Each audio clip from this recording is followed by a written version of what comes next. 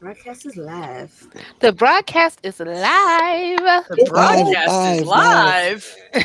Oh, it's live, all right. Look who I got up in here. I thought that said live. It's about to get really live. Oh, I couldn't have missed you. All right. So we have tonight. We have Maya, who you guys don't like to introduce yourself, so I'm just going to get this out of the way. Yeah, go ahead. We have Maya, who is a activist, brilliant, amazing person, good mod, good everything. You can see her pretty much everywhere. Just go into a stream where there's some intelligence, you'll find her. Julie LaVoice is with Wine and Reason. Oh, Jenna. Why didn't I get her on here? Boy, I fucked up on that one. What? Jenna's not in here?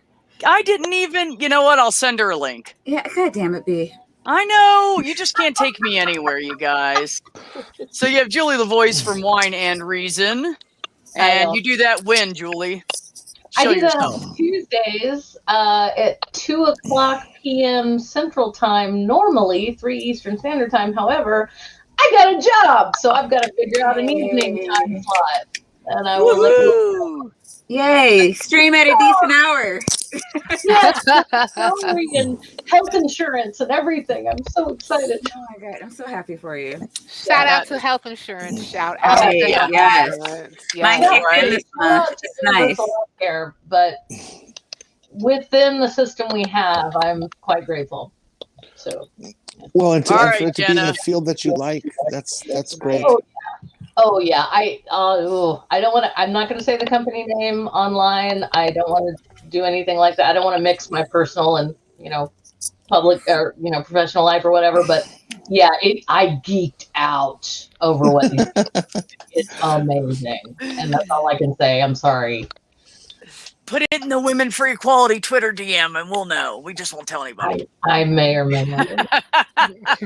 And next we have Miss Cynthia.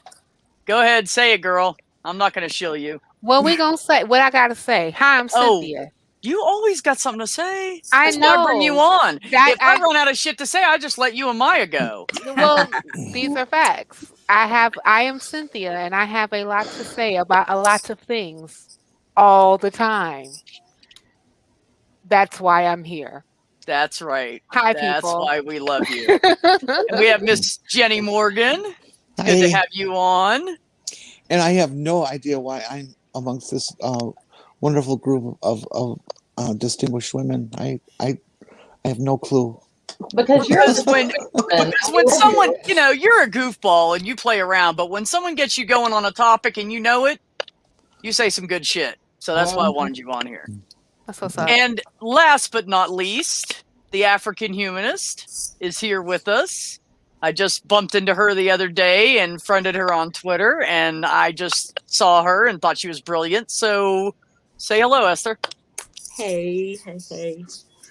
And she can be found. I apologize, everybody. I didn't get a chance to put everybody's links in. But if you look up The African Humanist on YouTube, you can find her on there. She has some brilliant stuff on there. And I'd love to get her some more subscribers and boost her up because she is undersubscribed, seriously. Yeah, criminally, because her content, y'all, is great. She's a new channel. I'm sorry, you are not a channel, Esther.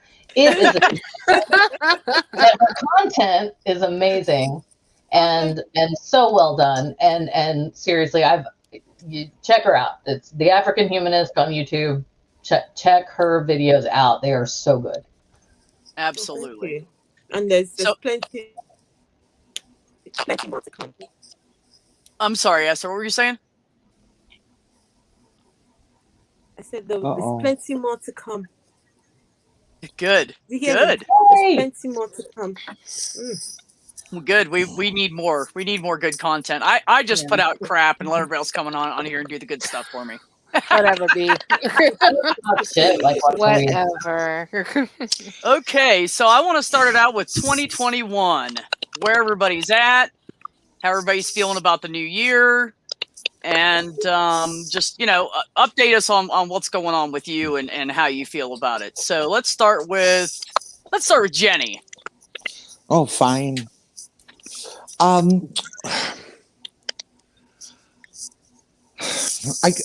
I'm very hopeful for 2021. It can't possibly be worse than 2020, which I probably shouldn't say because that'll jinx it. Clap your A hand. bunch of atheists are all like just superstitious enough to go, no. Why chance fate? I think more than anything, this year we should all feel, and I hope we do feel, very confident in ourselves, very trusting in our system, because the system seems to have worked, and we withstood a huge danger to our way of life, and we survived it. And then on top of the pandemic, I just think that our country, because we live here, but the whole world did an exemplary job, and maybe it's good to have around for another 100, 200 centuries. Yeah. So Sounds good to me. So I'm good for 2021 being the start of that. Good. Excellent. Julie, what do you think? Besides your 2 new jobs in your household. I am optimistically stressed as always. I'm trying to feel good. I'm trying to be where Jenni's at. I think ultimately she's right. I think that I mean, honestly, hey, our nation survived, and it survived not only, or is surviving, and still, by the way, y'all, don't forget, wear your freaking masks, okay? Still the pandemic happening. Shit ain't done yet. My parents are getting vaccinated on Thursday, and I am so grateful and so happy about that. And they're getting vaccinated at a Baptist church. I don't even care. I don't even care. I know it's weird, but whatever. That's where it's going to happen. I don't care. They're getting vaccinated. I don't care. And nice. Thank you, Jenni. You're in your home, though. You're not. Well, anyway. No, mine actually like 2 floors up. Yeah, but as a woman, and in case you couldn't tell from the accent, as somebody who was born and raised in the South, I've never been comfortable with the Confederate flag, much to some of the people in my family's chagrin, and I don't care. They can deal with it. I'm very vocal about that. They didn't properly indoctrinate you? Huh? They didn't properly indoctrinate you? Oh, they tried. They tried so hard. And no, the South was hardcore. I was really surprised. No, it's pretty clear that it was about the fact that people were owning other people like cattle. That's not okay. Chattel is also inappropriate. Don't get us started on that topic yet. We'll save that one for later. Yeah, we'll get there. Anyway, what I was getting to with that, though, is when I saw that goddamned evil flag. Oh, can I curse on your channel, B? When I saw no, don't you cuss on my channel. I'm a lady. When I saw that goddamn motherfucking evil flag being flown, that white son of a bitch holding it in the Capitol building, I don't know that I've ever been more ashamed in my life. And not just ashamed as an American. I was ashamed as a Southerner. I was ashamed on every level. Because how are we not past this? So I was ashamed as a human. Yeah. Like, it's just like, what the hell is that, man? With a swastika. What? It just...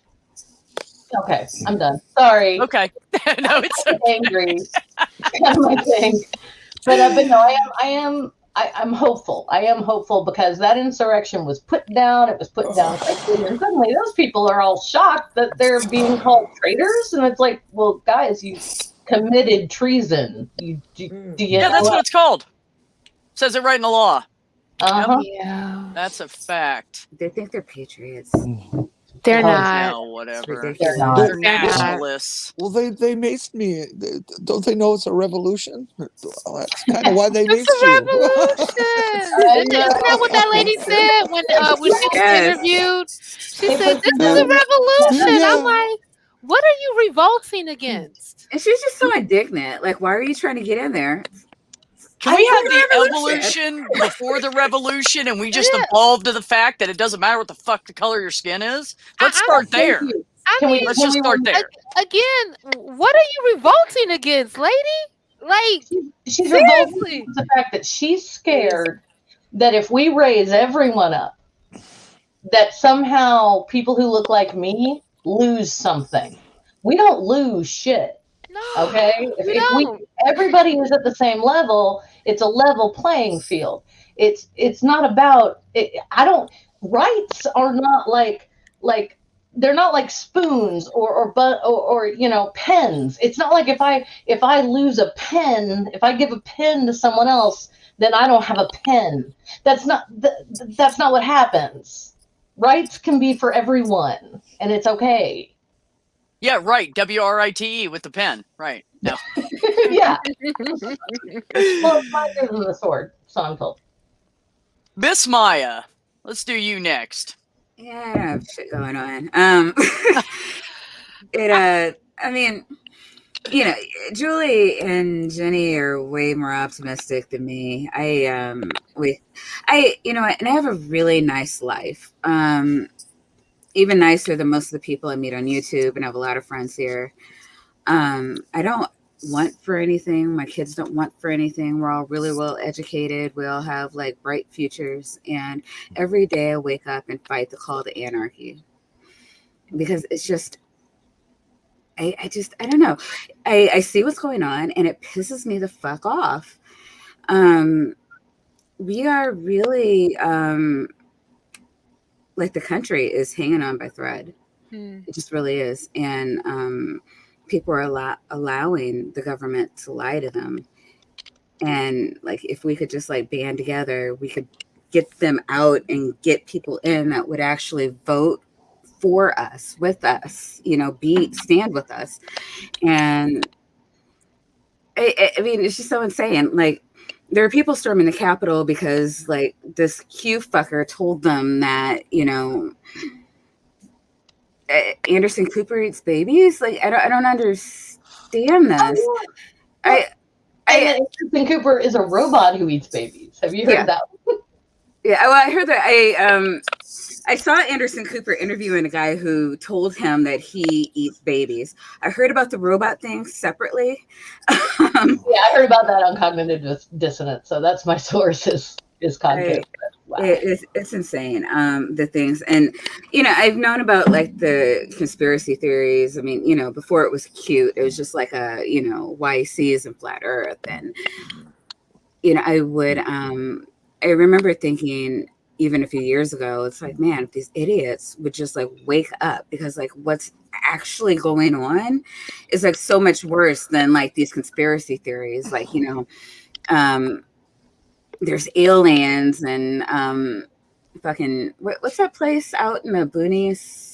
Area 59 or Area 51. 51. Yeah. I'm sorry. Why is that necessary? Why is that relevant? Okay, fine. There's aliens. I'll just grant that to you as a given. There are dead aliens in the middle of the desert. So fucking what? Thank you. What's it fucking matter anyways? It's not like they came down here and took everybody over and started probing everybody up the ass. It doesn't matter. That's exactly what they did, B. Come on, get with the times. Hey, wait a minute. I want in on that. It's all about what you're in, you know. Jenni. Blue.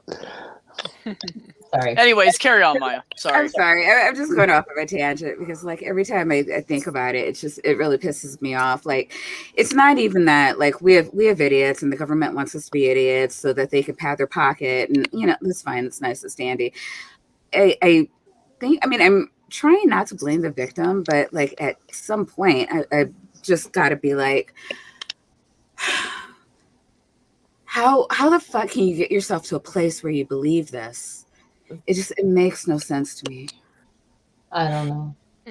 I have no idea. Well, and I get what you're saying, because you're differentiating between like the conspiracy theories used to be really silly, right? They used to be like, oh, we never walked on the moon. It's like, guys, we've got we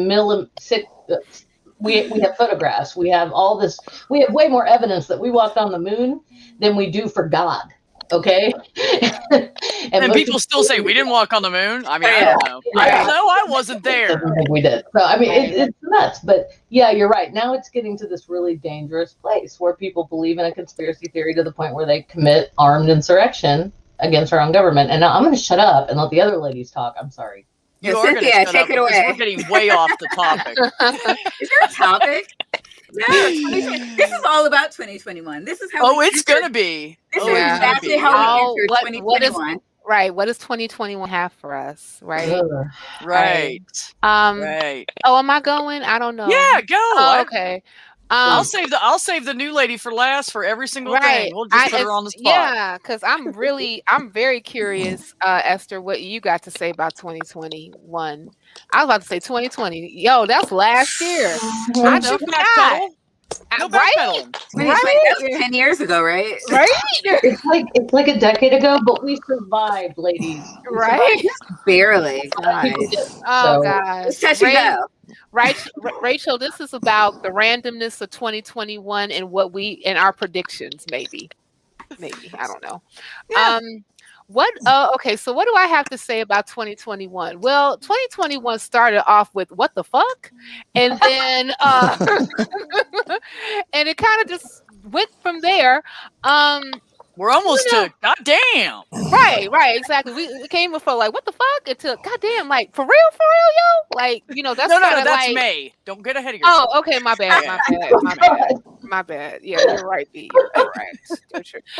But even going back to like I was asking the people who that I sometimes, because sometimes like I guest in with the nonprofits, and a person made a comment on one of the videos about possibly bringing back shit internet apologists say. And I was asking them, I said, was there any internet apologists that actually, was cool with this whole insurrection? And because I don't like dive into the apologist world much because I believe in sanity. I believe in sanity and protecting your mind. So certain circles certain rabbit holes I just refuse to dive into, very a lot. And but I was told yes, there were apologists that actually supported said insurrection, melee, coup d'etat on the Capitol, right? And I teeter between, oh my goodness, I can't believe this, to yes, you can believe this, and the reason being is because as a country, we never left the foundation of what this country is. Correct. And because we never left the foundation of this country is, I mean, like, have we made some progress? Sure, we made some progress, but we're still living in a very much so racially charged and divided society, and a lot of it has to do with racist sensibilities that have introjected itself into our institutions. And because the institutions are still very much so here, and they're still very much so on their own practice schedule, we're going to deal with it. And it was even tripping me out that I was reading an article about the insurrection and how you had people in the FBI fighting with one another about who they should arrest. Mm-hmm. Yeah. Like they were fighting with each other about if they should arrest the 800 people that, some of the 800 people that actually stormed the Capitol. Oh my God. Like, why is this a fight? Yeah. I Right. need you to send me some links later, please. Yeah, I will. I'll pull that article for you because that was mind blowing. That was baffling to me. Well, why? I'm going to interject one thing about that right now. Go ahead. A lot of places, including where I live, unless you are doing like serious felonious shit, they are not arresting people. Like it's got to be something serious because they're afraid to add people to the prison system because of COVID. So I know that's right, but like where I live, thieves are just walking in stores and grabbing shit and laughing as they walk out because they know they're not going to get arrested. No, it's like that. Yeah, so I know that's different. an influence, but honestly, that's someone's own opinion. That's an opinion. That has nothing to do with the law. The law states they should be arrested. Sure, but that's what I'm talking. Well, that's what I'm talking about. Like, you know, even though it's one thing when you are like doing penny ante crimes, oftentimes poverty crimes, things of that nature, right? Yeah. But there's a whole nother thing when you buy a plane ticket to Washington D.C.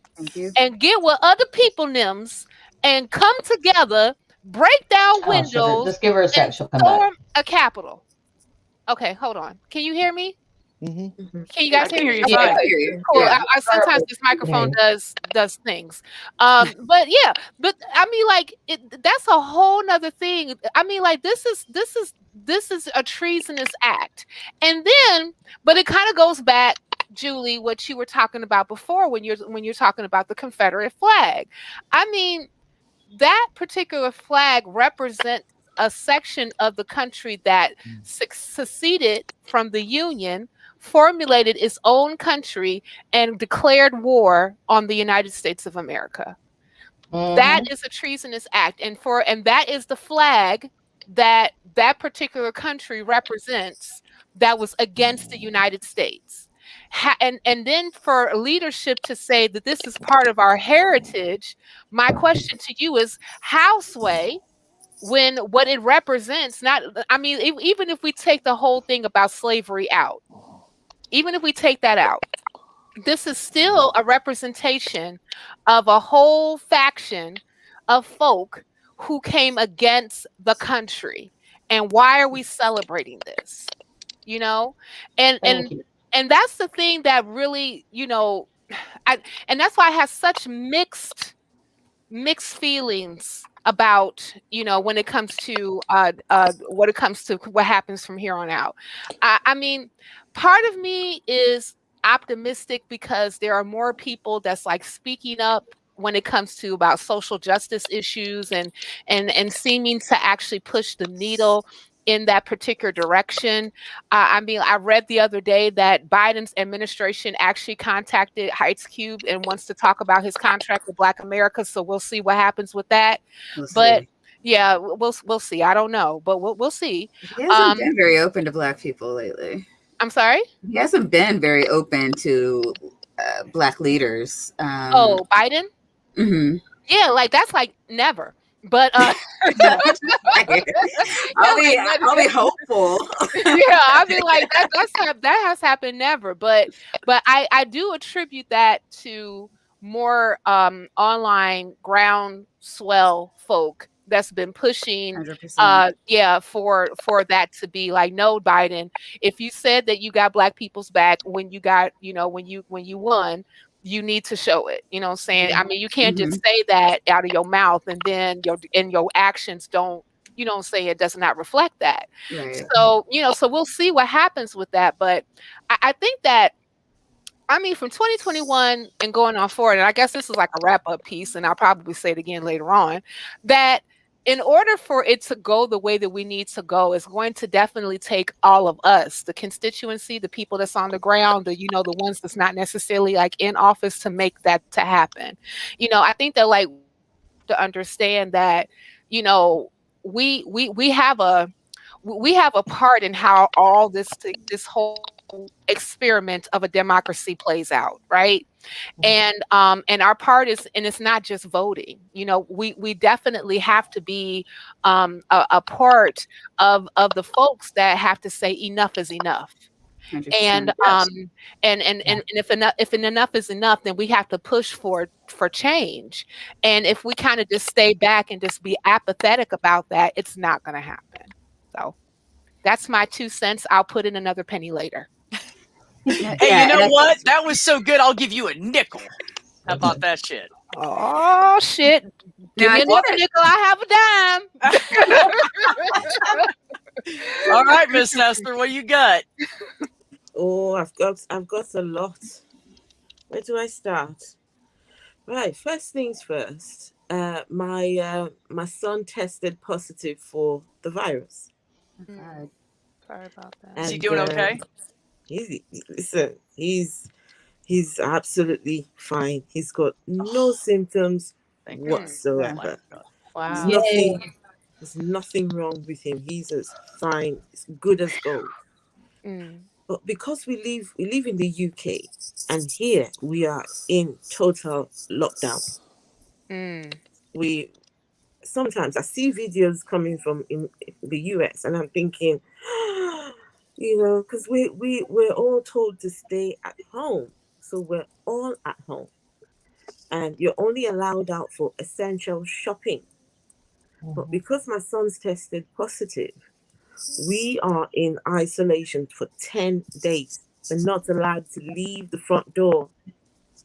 So, we've got 4 more days. So that should, just 4 more days. It's like I'm in prison. I'm But sorry. he's fine. He's fine. And what a way to start the year. Yeah. So I'm originally African, and I live in the United Kingdom. And the whole elections and everything that played out, believe you me, in Africa, they were looking at everything happening in the US. In a way, everything that goes on in the US dictates what happens in some parts of Africa. Yeah, you're right. Yeah, and I'm sorry, but yeah, that's true. The president, the one who left, he called Nigeria a shithole country. Not just Nigeria. He called Nigeria a shithole country. Sure did. And not long after he called Nigeria a shithole country, the president of Nigeria was visiting him and was shaking hands and being very nice. And people were saying, hang on, this man called your country a shithole. And here you are shaking hands with him. Talk about it. Now, let's talk about the religious leaders. They made the people, their followers in Nigeria, in Ghana, in Malawi. These people thought that Trump was sent from God, that he was the Messiah. He was everything. Yeah, we have a lot of those here too, but damn it. Yeah, the pastors, the preachers, they sold this thing to the people to the extent. So Nigeria is the poverty capital of the world.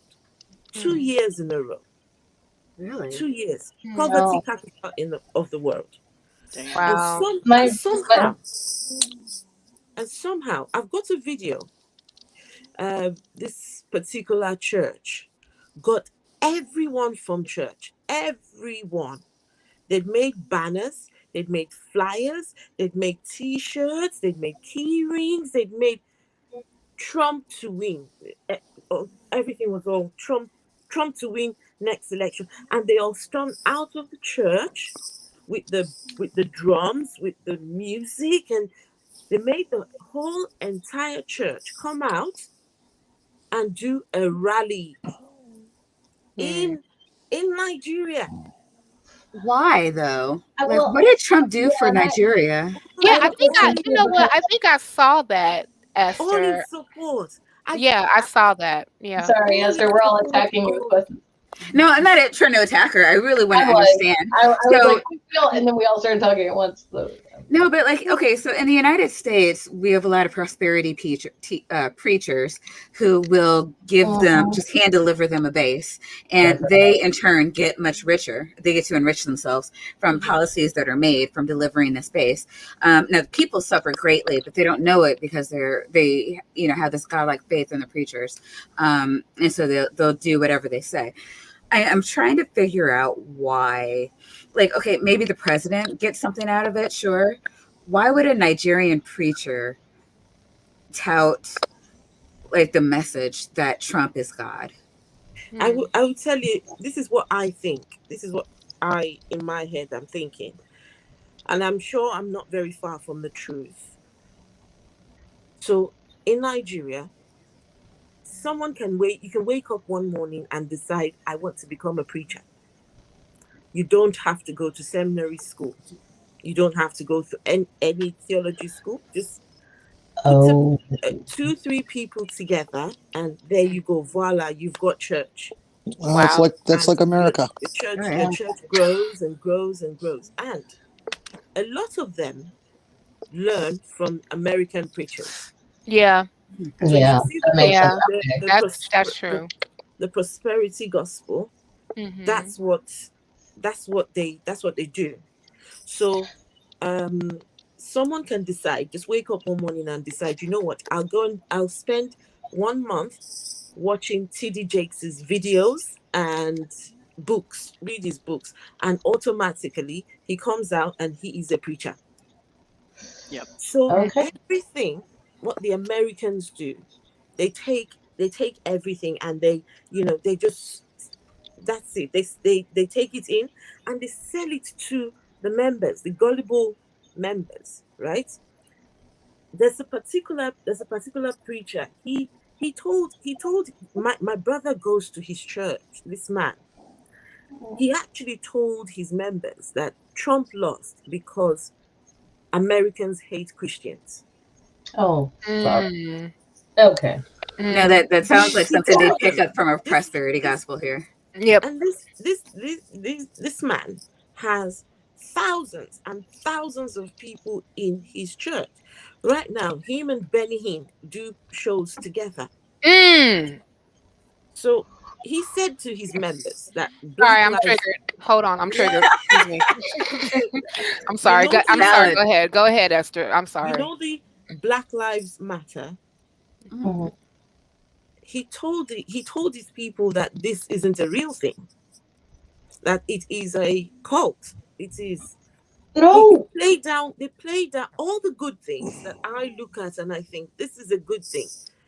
They play these things down to the members, and he's selling to his, the whole COVID thing. When the whole thing started, he told the people that it was an attack on Christianity. COVID was an attack on Christianity Mm. because churches were told to close, and churches were so everything what was coming out from someone like Greg Locke is his name. Oh Mhm. God. Mm. Mm-hmm. Son of a bitch. A Yeah. Mm-hmm. ton of Greg Locke's followers are Africans. Oh Mm. no. Really? Oh Yes, no. Mm. And that's a Huh. problem. He's problematic. I. that's what Uh. they love. That's what they love. He's They evil. love the firebrand, the one who doesn't care, the one who's, he's charismatic and he can speak, and his accent. He talks with the southern American. They love that. Shit. Yeah. I won't be surprised when COVID is over. You'd see Greg Block. He'll be in Africa. Oh yeah, I believe it. I A believe lot it. of a lot of people would be calling him, come, and you know. And Greg Lott is some of trying the to establish a cult. some He of those has. He has done it. He yeah. has. I mean, like, you know what, to be honest with you, the way I think about religion wholeheartedly, that when you have these leaders, I mean, like, and to be honest with you, like, cult like behavior or cult like whatever groupthink can happen in just about any organization where there is Messiah leadership that is prevalent, and Absolutely. when I think about people like a Greg Locke or even a Benny Hinn, even though that I think that Benny Hinn kind of like, backed up a little bit for some of his rhetoric. You got a lot of them, especially pre-COVID, that was going over to African countries.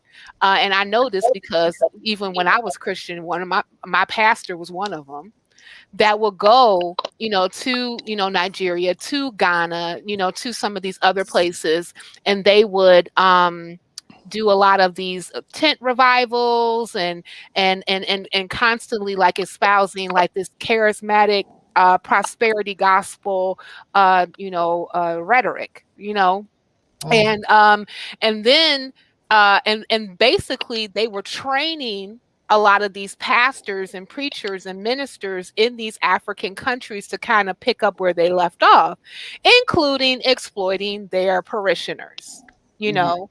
And I always had a huge problem with, you know, a pastor that may be prosperous in their pocketbook, but their parishioners are paupers. Yep. You know, and it's kind of like, well, I don't know who this prosperity doctrine is working for, because it damn sure ain't for your people. No, they're taking grandma's Social Security check. Hell yeah, they are. You heard about that one lady who was giving all this money to Kenneth Copeland's ministry because she thought that God was going to heal her for cancer, and she ended up dying.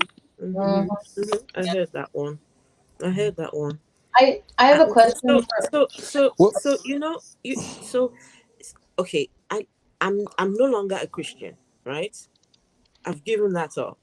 And now I live in the UK. So I can easily just say, you know what, I don't care and I'm not bothered. What, you know, but then I see a lot of people who are just like myself, Christians, and they feed on this stuff.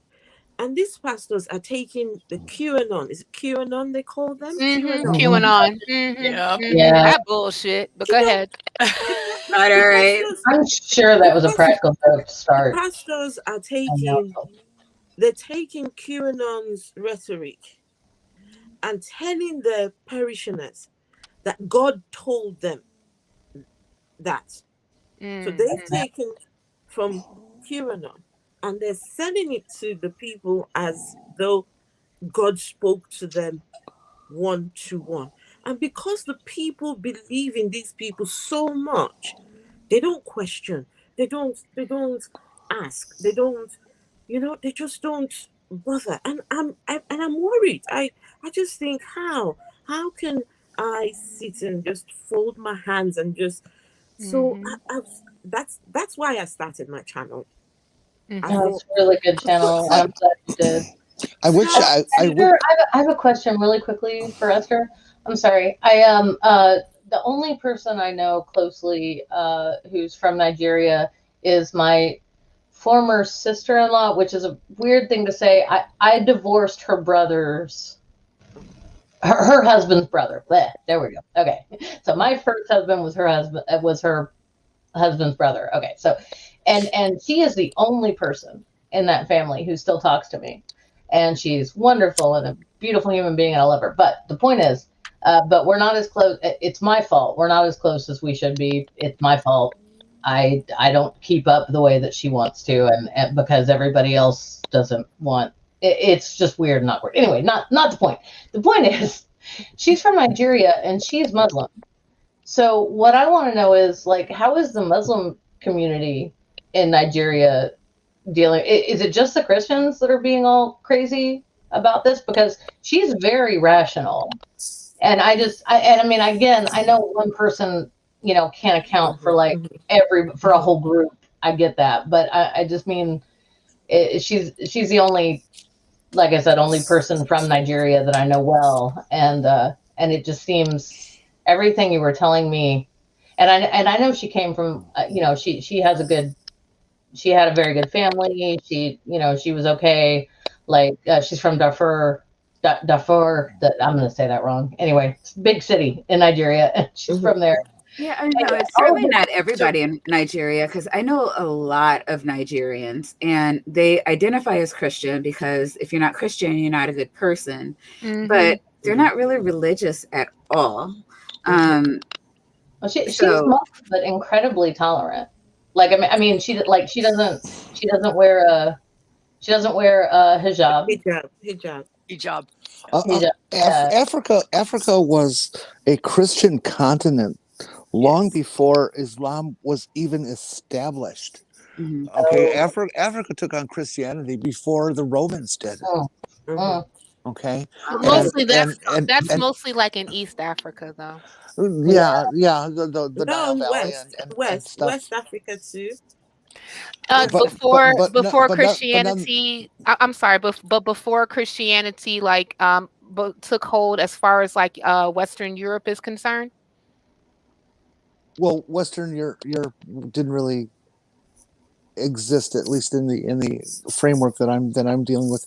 You know, Okay. we're talking about Catholics. like 100 AD Okay. kind of time. Yeah, because Okay. And they still have some of the earliest Bibles too, right? yeah, Yeah, I was thinking like more like Eritrea, Ethiopia, you know, in the Mhm. Coptic Mhm. areas, like Mhm. yeah, Christianity was, you know, a very exactly. long, yeah. Hmm. I mean, to the point that they have their own ways and rituals of Hmm. Christianity that nowhere else on the planet does, Right. because they invented it. Yeah, Um, that they're or orthodoxy. They're orthodoxy churches. and Yeah. I just wish that they would gain the inner strength and awareness of their own history relative to the Baptist idiot preachers of America and just kick them out. You know, I'm not a Christian. I am not a fan of religion, but I respect the right of people to have their own religion. Hmm. But Yes. don't let these bastards come in and destroy yours. No. Well, You I know, mean, And isn't also it? for your health, because that's what's Well, happening. Well, isn't that also a lot of if you think about and I mean Esther, you can help me out with this when I think of like colonization of Africa, you know. I mean like, you know, one of the things that came with the colonization of the country, I'm not the country, Africa itself, that is a continent, it is not a Continent. country. It has 54 countries Countries, within right. that continent. Okay. I Hey, know this people, I know. I said that last, and I've never forgotten it. It's Yeah. horrible. Right. It's But the consonants. It's the consonants. They flurb me every time. But anyway, you know, what also came with colonization is missionaries. mhm. Yeah. I mean, like, and we can't forget that. And oftentimes with missionaries came Western ideologies of how to practice Christianity. And Absolutely. and Yeah. then after you had, you know, decolonization per se, you still have the continent that kept the borders that the colonizers have drawn for them in the first place. And so that the people who came to do this, like, we're going to civilize you, right? And by civilizing you means that we got to give you our God, and whatever type of, you know, religious practice that you had previously, damn, that is pagan, right? Even though that's very much so part of their culture. And so like, and so it does not shock me that you still have, and I know it's not everybody in these irrespective countries, but it doesn't shock me how you have a influx of this of like the evangelical charismatic Christian type of idea that is interjecting itself into these African countries, and now you have like their, like, you know, their leadership, these pastors that's like starting to come up and basically not only emulating Western preachers, but they are, you know, utilizing their tactics to enrich themselves and mess with the people's heads. Yeah, absolutely, absolutely. I'll It's just just another answer form of Julie's. colonization, as far as I'm Yeah, concerned. Yeah. 100%. Except it's Julie's. promulgated by the religious groups first, and not a government agency. Yeah. But it's no different. It's colonization. It's It's the same. colonization. Yeah, it's the same mindset. Sure, of course it is. Yeah. What was that, I'll Esther? just answer. You know, Julie, you asked a question about the Muslim lady. Now, the reason why you don't hear too much about the Muslims when the whole Trump saga happened was because Trump was representing the Christians, and so right. you heard more from the Christian people. So a lot of them feed on everything what comes from America. Mm. You've got people that when they open the newspaper, or they open the phones, they want to hear news that comes from the US. The US dictates the market, stock market, the economy, so Yes. everything. And this is why people need to speak. People need to, people need to know the reality of things and to not be sold this rhetoric. People need to see what things are for what they really are, and because these people are sold out to just the American, and I think part of it is the colonization, right? Mm-hmm. They came in, destroyed their culture, and told them, you've got to pick ours, right? Yeah. Ours is better than what you've got. And Mm. now that they've gone, these people are lost. It's like a child who's starting to walk and starting to learn its ABCs, and the mother just abandons them. Then they start to, where do I get my food from? Where do I learning to walk and learning to so but then you find that it's a mess. It's a Mm. complete mess. Religion and the colonization, the missionaries, in their minds, they were doing a good thing. Mm. There was some good. They sold the good. Oh, Mary Slessor, when Mary Slessor came, she stopped the killing of twins. Oh, Mungo Park, he discovered the Mungo Park. Hang on a second. The park has always been there. How did he discover something what's always been there? So I'm pretty sure indigenous people here have that same argument. Oh yeah, yeah, they do. so Yeah, anyways, and that's why conversations like this, and I was delighted when Trump lost, because then people could see, these people who are selling the whole Trump is the Messiah, Trump is sent by God, and Trump is here to come in. If Biden comes in, Biden is the devil, and Biden is working with Satan, and all these things. So, Well, he probably is, but not for that. I mean, well, No, but at least That's Joe Biden is a legitimate Christian and true to his religious beliefs. the thing. he is. These people, they I don't know don't if I'm have a comforted by clue. that. Yeah. Not They don't Well, have what'd you a say, Maya? I'm being a bitch. Don't mind me. Oh, okay. I'm But about to say, I was about to honestly, second your emotion, but go ahead. honestly, what Yeah. Esther was saying is one of the reasons I was so embarrassed to have Trump as a president. Yeah. Because there's a lot of smaller Yeah. countries, third world countries, second world countries, they're struggling, and they look to us as an influence. Yeah. They think, oh my God, if I could leave this country, I want to be an American. And then we have that. Well, That's our example. It's not even just that. We actually do influence every other nation We do. because Yeah. we're fuckers like that. Yeah. And I mean, like, us, China and Russia, we're the big boys. when you Everybody else looks to us. I was when you hoping have- that a Trump presidency would break the world of that habit and realize that we're plenty flawed here. Please don't follow. not the right Right. part. I mean, but Oh, Cynthia, your mic, yourself. Cynthia, did its thing. We can't hear okay. you. Can you hear me now? There you go. Carry Okay. on. I was pressing buttons, people. See, Stop doing that. Put that down. tell me to stop pressing buttons. No, NTV. why? Why? I don't know. Push my buttons instead. Go ahead. Oh, don't you wish? I didn't mean it that way. I know. I know, Jenny, you're fine.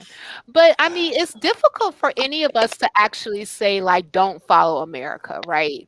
When, American culture, like you mentioned, Esther, the markets, like economy, like it influences everything around the world, And but the thing about it is that the problem is that America never really cleaned up America. I mean, like, there's like a lot of like admirable principles that America was founded on: democracy, representation,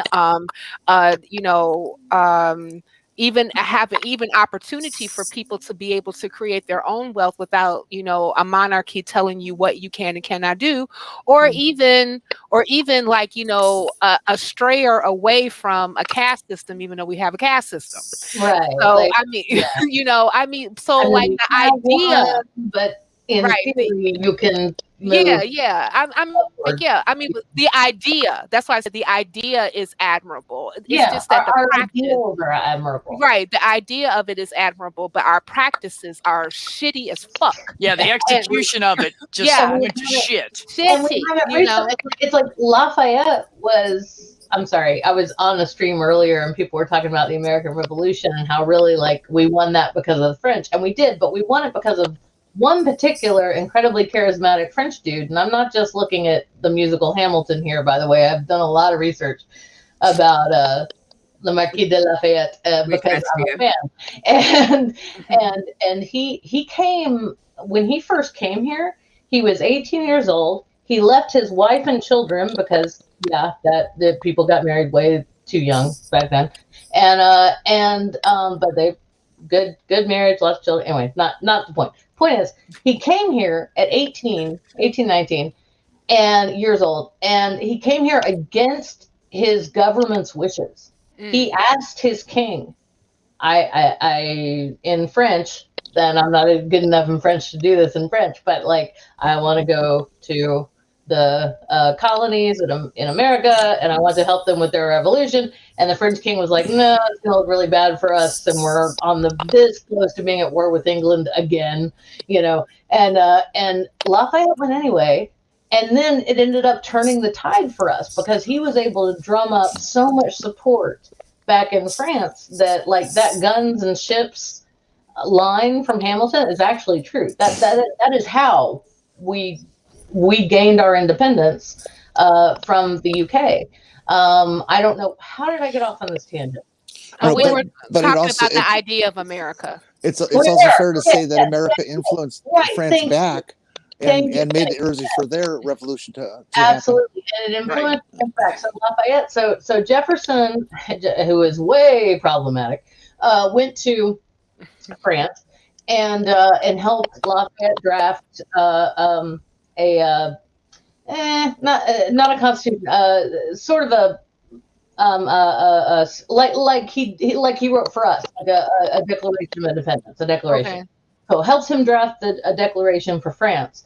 While at the same time, Lafayette is literally putting his body between a mob and the Queen of France at the time, right? Marie, whatever. Antoinette. Marie Antoinette. So, okay. Let them eat cake. Yes, I was about to say that. I actually said that. Okay, but it doesn't matter. She did say that, but that's not how she meant it. Everybody takes it wrong. Right. No, you're thinking of Melania. You're thinking of Melania. I'm so annoyed. Okay, that's totally who I was except Melania and the Southern Republicans are saying let them eat Krispy Kremes. Yeah, same difference. Okay, so to bring it all back around to now, because Esther is looking at me like, what is your point? And you're absolutely right to do that. My point is that those ideals that the United States was founded on, there are 3 countries in North America, that the United States was founded on, are great, but we have never met them. Hopefully someday, like the ideas that we're inching, I would like to say marching, but we're not. We're inching towards them, decade by decade, and getting a little closer. I mean, we still don't have equal pay for equal work. They're unachievable under capitalism. Yeah, I think so I agree, Jenny. I agree. I totally agree with that too. That's why we need the Federation. Everybody, let's get together. Get the Federation. God damn it. Except for ethanol, I'm all with you on the Federation. It's as long as we don't let the Federalist Society in. No Federalist Society. We just need the Federation. Oh, my girl, look, yeah. Yes, like live long and prosper, healthy long life. And that's why what goes on in the United States of America is very important, because the rest of the world are looking to you people, and everything what's coming out of America, people are holding on to it for dear life. And what happened in that Capitol building, that was a shock to the world. But in a way, that was good, because now people are seeing how ridiculous these people are. You see this lady come, we're fighting the revolution. And you're thinking, it's a revolution. Again, what are you revolting about? I'm sorry, I had to do a Maury clap. I wasn't smiling at what you were saying, Esther, and Cynthia was very serious, and I absolutely agree. I was smiling at Randy's history nerd comment. That was fantastic. Oh, I seconded. And thank you. I second. Yeah. I'm a history nerd too. I love history. I would like to try to answer that, actually. Yeah. I think what this woman is revolting against, and she doesn't realize it, is her absolute blind ambition and blind loyalty to her own white privilege. Right. Her sensibility is that her white privilege has been damaged somehow. And y'all, by other people asking for a certain level of equality, and that they want that to end. I mean, oh God, excuse me. And you did notice in that film, she was holding an onion in that other hand that she was actually making herself. She was. You can see it in the film. It is clear as day in the film. Oh my God. Symbolism cannot be lost there. But no, purple rhymes with orange. I agree. Yeah, Jenny, you nailed it. I mean, like, anytime that I see, like, because, like, again, I like reading articles, and one of them that I was reading about was like Christian nationalism, and how Christian nationalism, correlates directly to white supremacy, and especially those who are actually, call themselves, Christian nationalists, or even subscribe to this particular ideology of Christian nationalism. A lot of them are the QAnon people as well, you know. And the crazy thing about it is that, when I hear like a lot of these people like coming up with these really fallacious, extraordinary theories about what they feel is happening, again, it's more so like, I feel like inwardly, I feel like I'm losing my power, like I'm losing my footing in this hierarchy of white supremacy. And and therefore I must do something, and we got to revolt. And the crazy thing about it is that even when you saw the makeup of the people that was going out there, I mean, you had elected officials from state governments. You had one dude that came from Chicago, was a CEO of a tech firm. And then you had the dude who only eat organic food, that live in his mama basement. You had all kinds. What else did he have to do? He doesn't have a job. The horny guy. The horny guys, like literally, he was. Yeah, I was kind of surprised to see the shaman there, because usually with the Q people, the thing that ties them together is like being an evangelical. You have that a suspension of belief that comes with being that type of Christian, where there's just like, I don't need evidence. There are people I trust who tell me things, and that's my proof. And what I would things that would dissuade me from believing that are people who are not in my in group. So to see someone who had made it to like, I'd love to like kind of, and I say pick his brain. I don't want to talk directly to him, but kind of figure out exactly what kind of shaman he actually is. Because to come out of Christianity, I'm not saying it makes you a smart person in and of itself, but it is kind of that break where you're at least testing. A smart person in of itself. Not all the time, though. I know, that's right. I know. You're right, Maya. That's true. I mean, like, and it's not even to discount. It's not even to discount that that Christians aren't smart. It's not. And because I know plenty of Christians that are hella smart. I'm talking about evangelicals, like the ones that they need no proof. Like there's no evidence. Like we would shun evidence. Like these are the people that are buying into Q. You know, and even with this, and as far as like what you were talking about the shaman dude, like no, I would not want to speak with him directly, but I would love to read a case Yes. study on him. Well, he probably has a manifesto, I'm sure. Oh yeah, they are. No, You it's know what? Oh, I don't They believe always that. do. I wouldn't doubt it. I would not No, doubt I it. mean, it really Right. is unique to Right. change, to be able to change your mind out of a religion is big. Right. And again, I've said to a lot of people, like, I feel like a lot of atheists have traded in one God for another.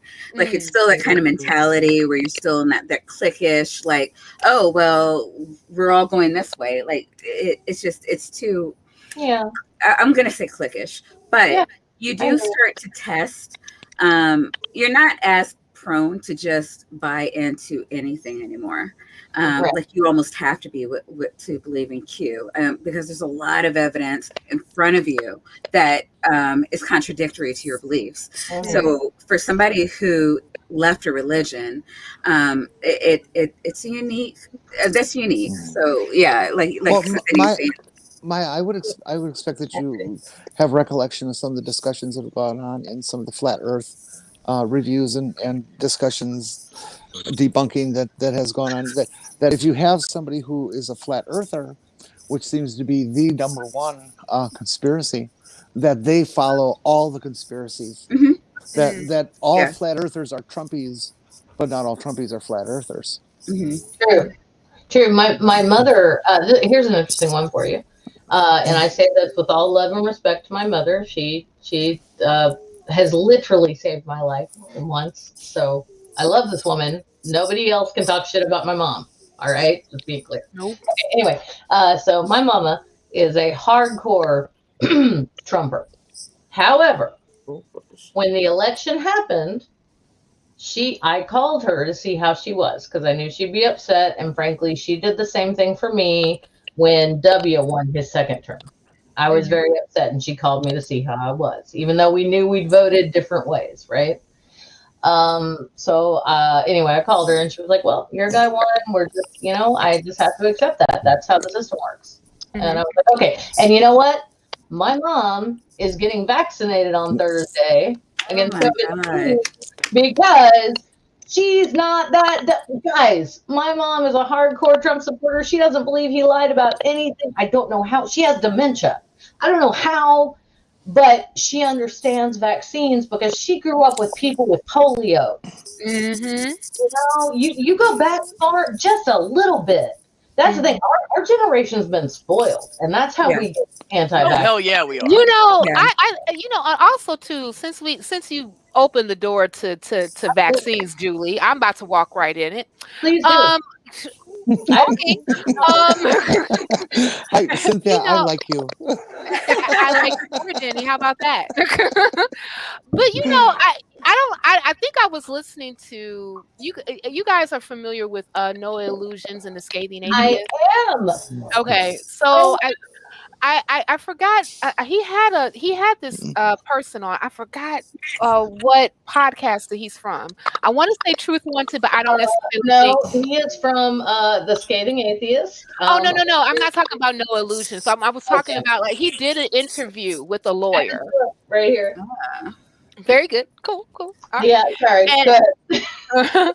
But he did an interview with this lawyer that and I forgot what his podcast was called, the lawyer's podcast. But it was probably Opening Arguments. Yeah, that's it. Correct. You're right. Yeah.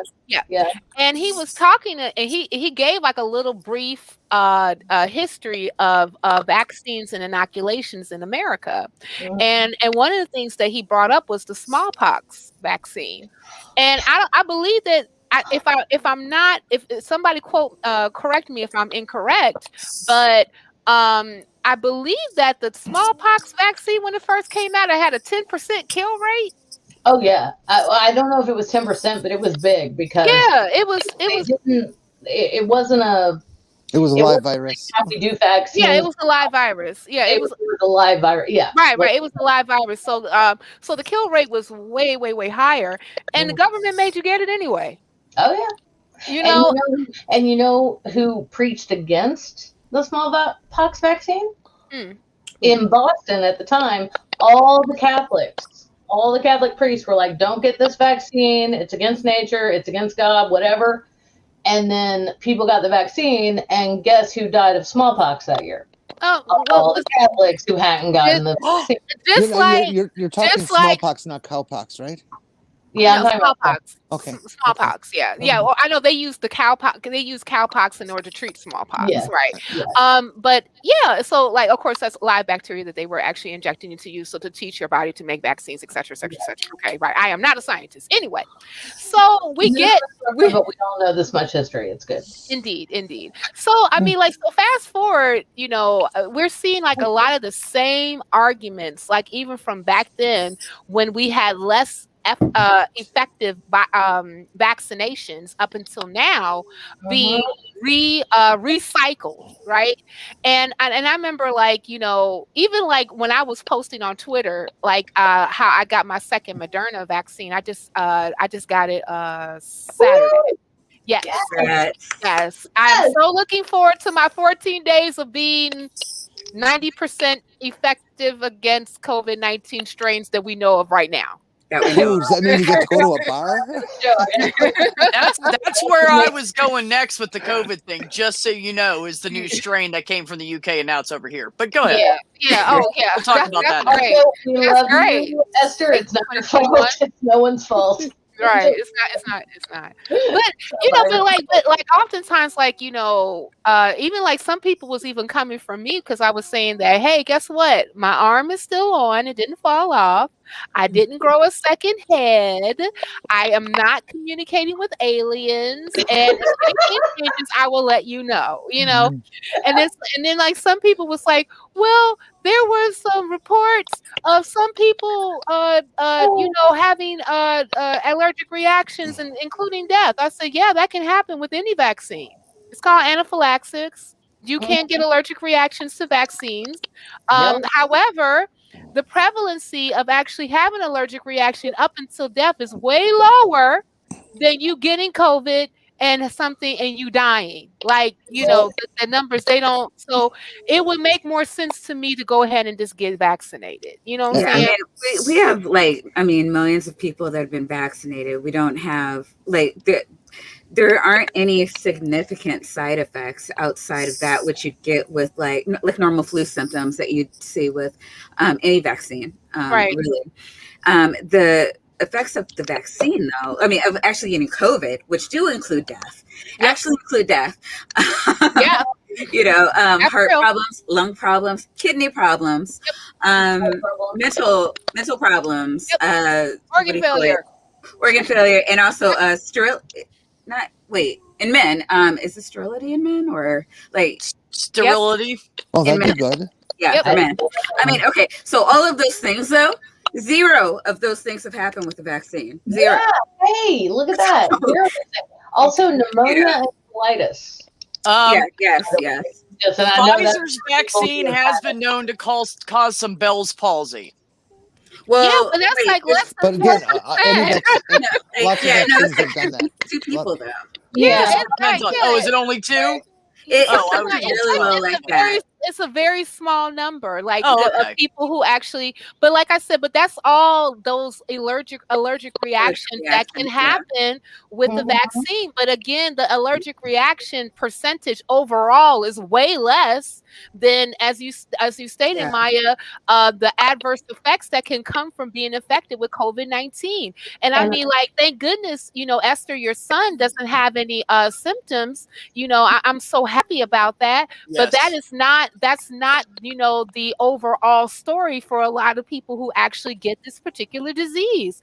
I mean, I knew people who died, from COVID-19, including our handyman, and I was so sad about that, I mean, because he's been around for so long, and I mean, like, and now he's gone. A friend of my sister's gone. I mean, like, all these different people, like, because.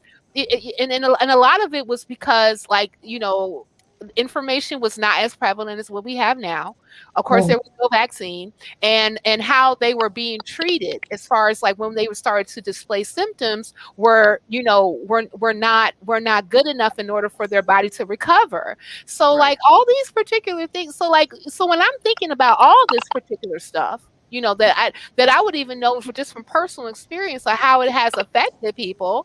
I'm like, no, shoot me up and shoot me up right now. As soon as I got an email saying, yeah, we're offering our health workers from the clinic to go ahead and get vaccinated. You want to come in? I was like, hell fucking Yeah, it's So going I to be was fall talking before Junk Shop and I can get them in our county. yeah. But the second we can, we will. No, yeah, Ricardo.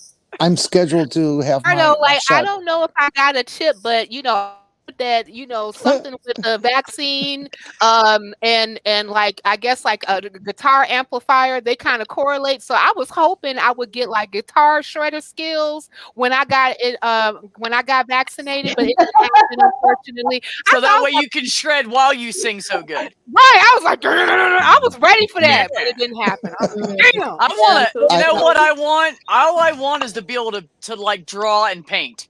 I really want to be a good artist, but I really suck at it. So that's all I want. I'm Well, getting, apparently, I'm- Cynthia, I did you am- hear about on December 21st, all Black people were supposed to get superpowers? Oh yeah, I was looking for that. Wait a minute. Hold on. 21st. Yeah. Black. I want my superpowers. Can I get a tenth of it? I mean, I why will. I don't you think it trying to works like talk that. about our reparations for superpowers? Damn. Was that That's the reparations. That's what it is. That's Right, what it was the reparations for superpowers. And they're gonna make all the Jewish people psychic. Well, no, it was like a Jewish mother? satellite. What was going on with the Jewish satellites? Wasn't that something else? Oh my God, lasers! Jewish lasers. The Jewish people have lasers. Yeah. They're owned and operated by the Rothschild family, and they're designed to start forest fires because it'll help to make people rich. Really? Dang. Okay, Oh, so no. I was really Can I clear on tell that. you So do about all the, Jewish people get lasers, or are the space lasers Jewish? I suspect the Rothschilds are not going to give them away to everybody. No, Okay, No. gotcha. I don't So can know. I tell you about I am scheduled for my COVID on Tuesday, Yay. and Yay. I am honest to God no, thrilled to death. But the bad part of it is that I'm getting it on Tuesday because I'm in one of the groups that could die if I do get it. But I will let you know if it cures being trans. I'll just 5G caused it, and maybe this will take it away. Oh You know, dear. No. Caused it. Oh my Because God. no. That was a whole have other that. argument that I got into about No, you're one of us. So if that What I- happens, we need another dose. We can't lose our trans members. What I Even if really we're all wanted to mention though is this is my second time in my life where a mass inoculation has been important. There was lots of people in my school and things who died of polio, No. and I can remember us standing in line waiting, and then taking. Some of us got oral, some of us got shots, and I had this. It was just this horrible tasting pink sweet liquid. Yeah. Everybody had to shoot, and it was ice cold, and I remember my shot, so I survived. I didn't catch polio. No, So I'm pretty sure that this is going to do the right thing. Yeah, the second dose is really potent. I would just say, like, clear your day, lay down. It just really knocked me on my ass. Well, I'm retired, so I don't have to do anything. I can just take a week if I need. I ended up. I don't know if this happened to you, Maya, but like I know, like a few hours later, like my arm was really sore. Everybody I know happened that. Yeah, and I remember, and I was tired. Like I remember, like being kind of like lethargic and kind of like walking around. But after I kind of just like chilled and watched a lot of the Great British Baking Show because I love that show. I mean, even though I can't do none of it, I'm horrible. I love cooking, but I can't bake to save my fucking life unless it's in a box. I was so into baking when I was younger. I think Esther had something to say. I thought that's what I was trying to get to without being rude. I'm so sorry. Go, Esther. Esther, I was going to tell you, Esther, be rude. Because we are. You gotta interrupt. Rude Maybe we're an Americans. Italian family here. We're rude Americans, and I understand some that. Especially when you are in the UK, that they teach you manners. Fuck all that. Just go. Yeah, we ain't got that here. Voice. You just got to talk over me. Okay. Good luck. So I was going to talk about the vaccines, right? So with this whole Q stuff, you've got these pastors and preachers telling the members that the vaccine is designed to kill Black people. That's the goal of the vaccine.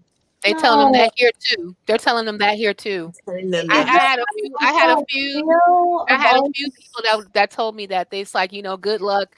The vaccine first, COVID-19 was man-made and designed specifically to kill people.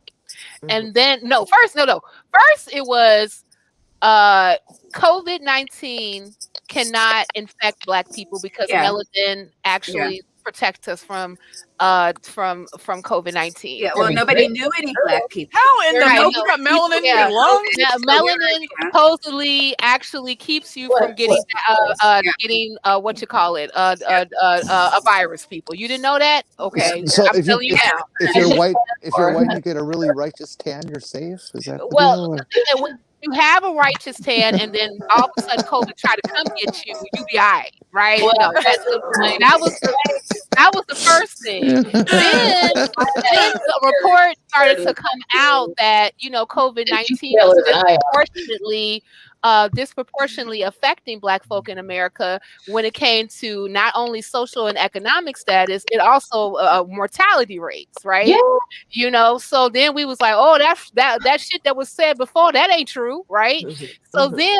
So it's like the whole thing was like, and a lot of reasons being is because like some of the main things that you would need in order for you to be able to protect yourself against COVID-19, like social distancing, like staying at home and things of that nature, because a lot of Black folk in America are essential workers. They don't necessarily have that capability, and also, you know, a lot of us live in multi-generational homes, so we're right next to each other. So the prevalency rate of you being infected with COVID-19 automatically goes up.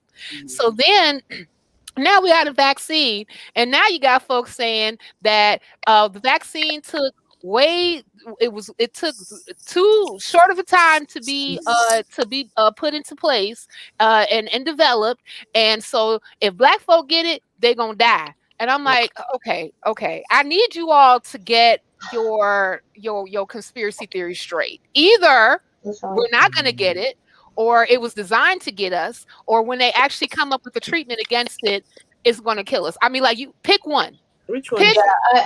Somebody better tell Esther that her son's not really a POC then, because he's got it.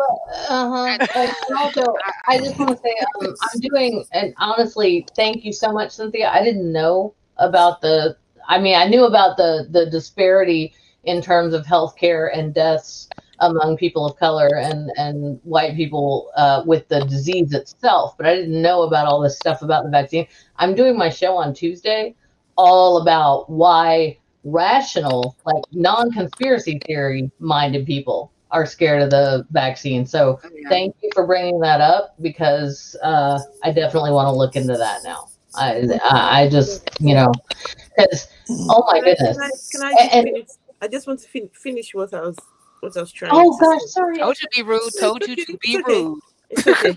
So I've got my friend. My friend, she was very anti-vax. She was not having it at all. She was not. Every day she would send me all these videos on WhatsApp and anything she come across. How they want to kill Black people, and these people, they always call them they. They want to kill Black people. They are putting microchips in the vaccine, and they this and they that. And so I had to ask her, can you tell me who's they? Who are these That people? part. Those NB people are. Yeah, because next thing you said, oh, the people who want to kill us, the people who want to kill us, the New World Order. Okay, who are these people? Right, and I finally was able to. Me and her had this conversation, and I asked a very simple question. I said, when your daughter was born, and she had her vaccinations, did you ask what was in those vaccinations? The tablets you take, have you ever asked what's inside them? It never bothered you. You've never asked. You take your child, You go and get your child vaccinated when they're 6 months, when they're born, and all these things. And never once did you ask, what's going into my child? And now, all of a sudden, the whole world is watching, and somehow these people, they want to kill us just like that. Yeah. And I said to her, it doesn't make any sense. Anyway, she because she's a key worker, she's had the vaccine. She's had the first lot. Good. And she had an infection on the arm. She called me, oh, my arm. I was thinking, oh no, because she was looking for every excuse not to take it. And now that she's taken it, now she's gone and got the infection. But anyway, she'll be fine. She'll be absolutely fine. Good. Tell her her arm's not going to fall off. It's really not. It's like, okay, so this is the arm. This is the arm I got mine in, and yes, I'm bandaged up, but that's not the reason why. But it's still attached. Yes, the arm. I got both the shots in this arm. Well, I'm glad you told me about the arm thing, so I'll have them do it in my left. There's only one. Because it's the right that I always use for a good rub out. Oh, okay. Well, yeah. Jenni, you behave. You don't. No, Jenni, please don't behave. Okay, listen. Whatever arm that you use, make yourself sleep at night. That's sleeping. Don't get it in that arm. Whatever you got to do to relax, don't get it in that arm. It is a great sleep aid. But anyway, go ahead, Esther. I will say that. Two of my sisters and my mother have had it being the Vaccine. Thank you. Worst reaction was a bruised arm for 2 to 3 days. Cool. I mean, granted, that's only 3 people, but still, that's 3 people. And I'll also say that, again, I just want to reiterate, my parents are hardcore Republicans. They're incredibly conservative. They're incredibly Roman Catholic, and they don't mess with vaccines. When I called my mother today, and I was talking to her, and I told her that, hey, listen, I need you. I don't know why. Why do you say these things to people with dementia? I don't know. Maybe she'll forget. I was like, hey, don't tell Lisa I ratted on her. But, my big sister is scared to get the vaccine. So I sent my sister a couple of articles today about why people are scared. And I was like, I just hope I was very careful with my dad, because my sister is smart and she knows how to do research and she practically raised me. So I don't want to, I don't want to be awful to my sister, but oh my God, it's frustrating. So I found out today my sister, who's already had COVID, like I said, and had pneumonia and colitis from having COVID, she knows how dangerous it is, and she's scared to get the vaccine. And I'm like, yeah, you should get. So anyway, why? Did she say why? Yeah, sorry. Well, not really. She just said, oh, I don't know. It sounds really dangerous, blah. And the thing is, my sister's daughter, my niece, is highly allergic to eggs. So her whole vaccination, situation has been difficult from day one. Yeah, sulfa is a vicious thing. Yep. It is, yeah. And she's vaccinated against all the major stuff so far. But she caught COVID when my brother-in-law, my sister, and their kids, they all got it. My sister had it the worst, and luckily it didn't kill her, but it could have. It landed her in the ER twice, and the only reason she wasn't admitted is there were no beds left. And that was probably a good thing because she had pneumonia and they would have just put her on her back, and that just makes that worse. So it does. Probably good. Yeah, it's probably good. But anyway, it was just so frustrating. And so I call my mother, who is 78, again, has dementia, and is getting vaccinated on Thursday very happily. And I tell her, Lisa's scared about the vaccine. And my mother said, what has she been reading? And I said, I don't know. I sent her 2 articles about why people are scared of the vaccine and why it's not a good idea to be scared of the vaccine. Here's all of these fears debunked. I was very careful with my word choice. I hope she reads them. And my mother, again, who lost friends to polio, said, well, I hope she does too. And I said, Mom, you can't tell her that I said anything to you because she won't talk to me. It's so sad. I'm totally doing like the youngest kid. Like, you can't rat me out, Mom. I'm sorry. I totally just ratted on my big sister, but you can't tell her, and I'm hoping that my mom remembers. But it's just this incredibly, because my mom, believes all of these incredible things, like, transubstantiation, absolutely believes in it. The virgin birth, absolutely believes in it. The immaculate conception of the Blessed Mother, absolutely and that's Mary's conception, not Jesus's, for those of you who are confused. Absolutely believes in it. Believes absolutely in vaccines. This is like I saw this excellent meme going around on Twitter. Hey, Jenni, not to interrupt you, just make it a little fast. Esther wants to go soon because it's like 1:30 in the morning where she is. Oh, okay. I just want her to be able to say her final thoughts. The meme said, you're concerned about, or you've spent your life eating bologna and you're concerned about what's in COVID-19 bags. Yes. That part. I was gonna say hot dogs. Yeah, hot dogs. It's the same shit, just a different shape. Esther, your son is very cute. I'm not hitting. I'm 43 and I'm happily married. I'm not hitting on your son. He's a good-looking guy. I said, you made a good one, Esther.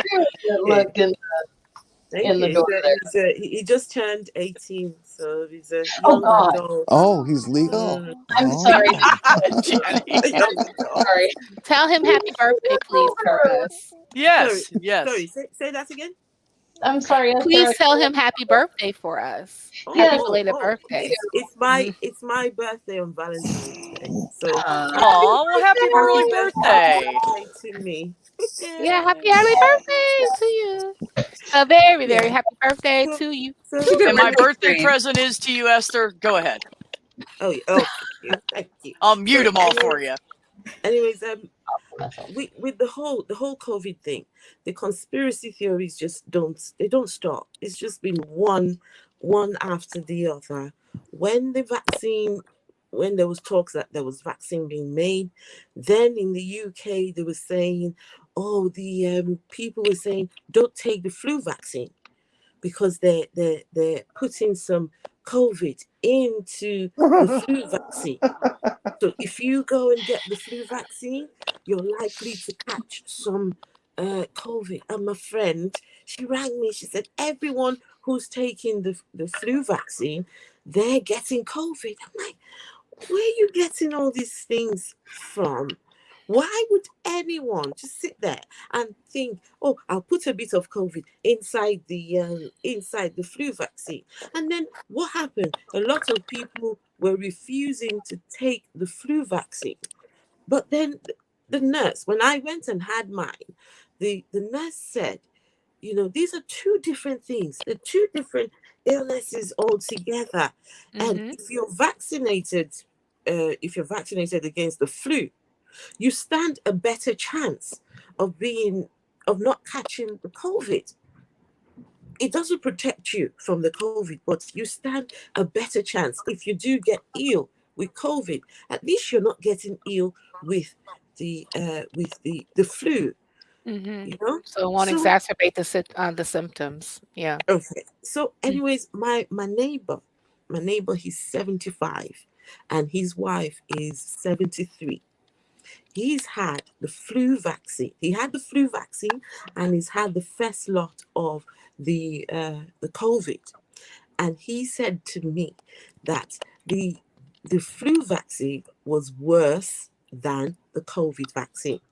The effect, the effect of the flu vaccine was worse. He said he didn't feel a thing. He didn't feel a thing with the COVID, but with the flu vaccine, he felt a little. He had a dead arm. He said, right? But he's got a heart condition. He does, and he's also diabetic, right? But if you see this man, he's 75. He's had the 2 lots of the vaccine. You need to see him. He's up and about, and he's as good as gold.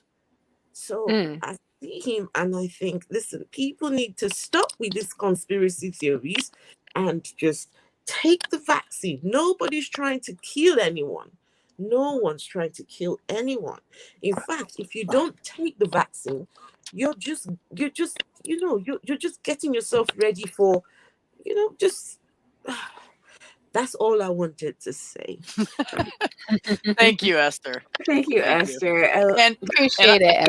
Pleasure. and I want to say thank you for coming on this late to be on with us. I really appreciate it. And I will let you know the next time I do one of these streams with these great ladies and some of the other ones. I'd love to have you on again.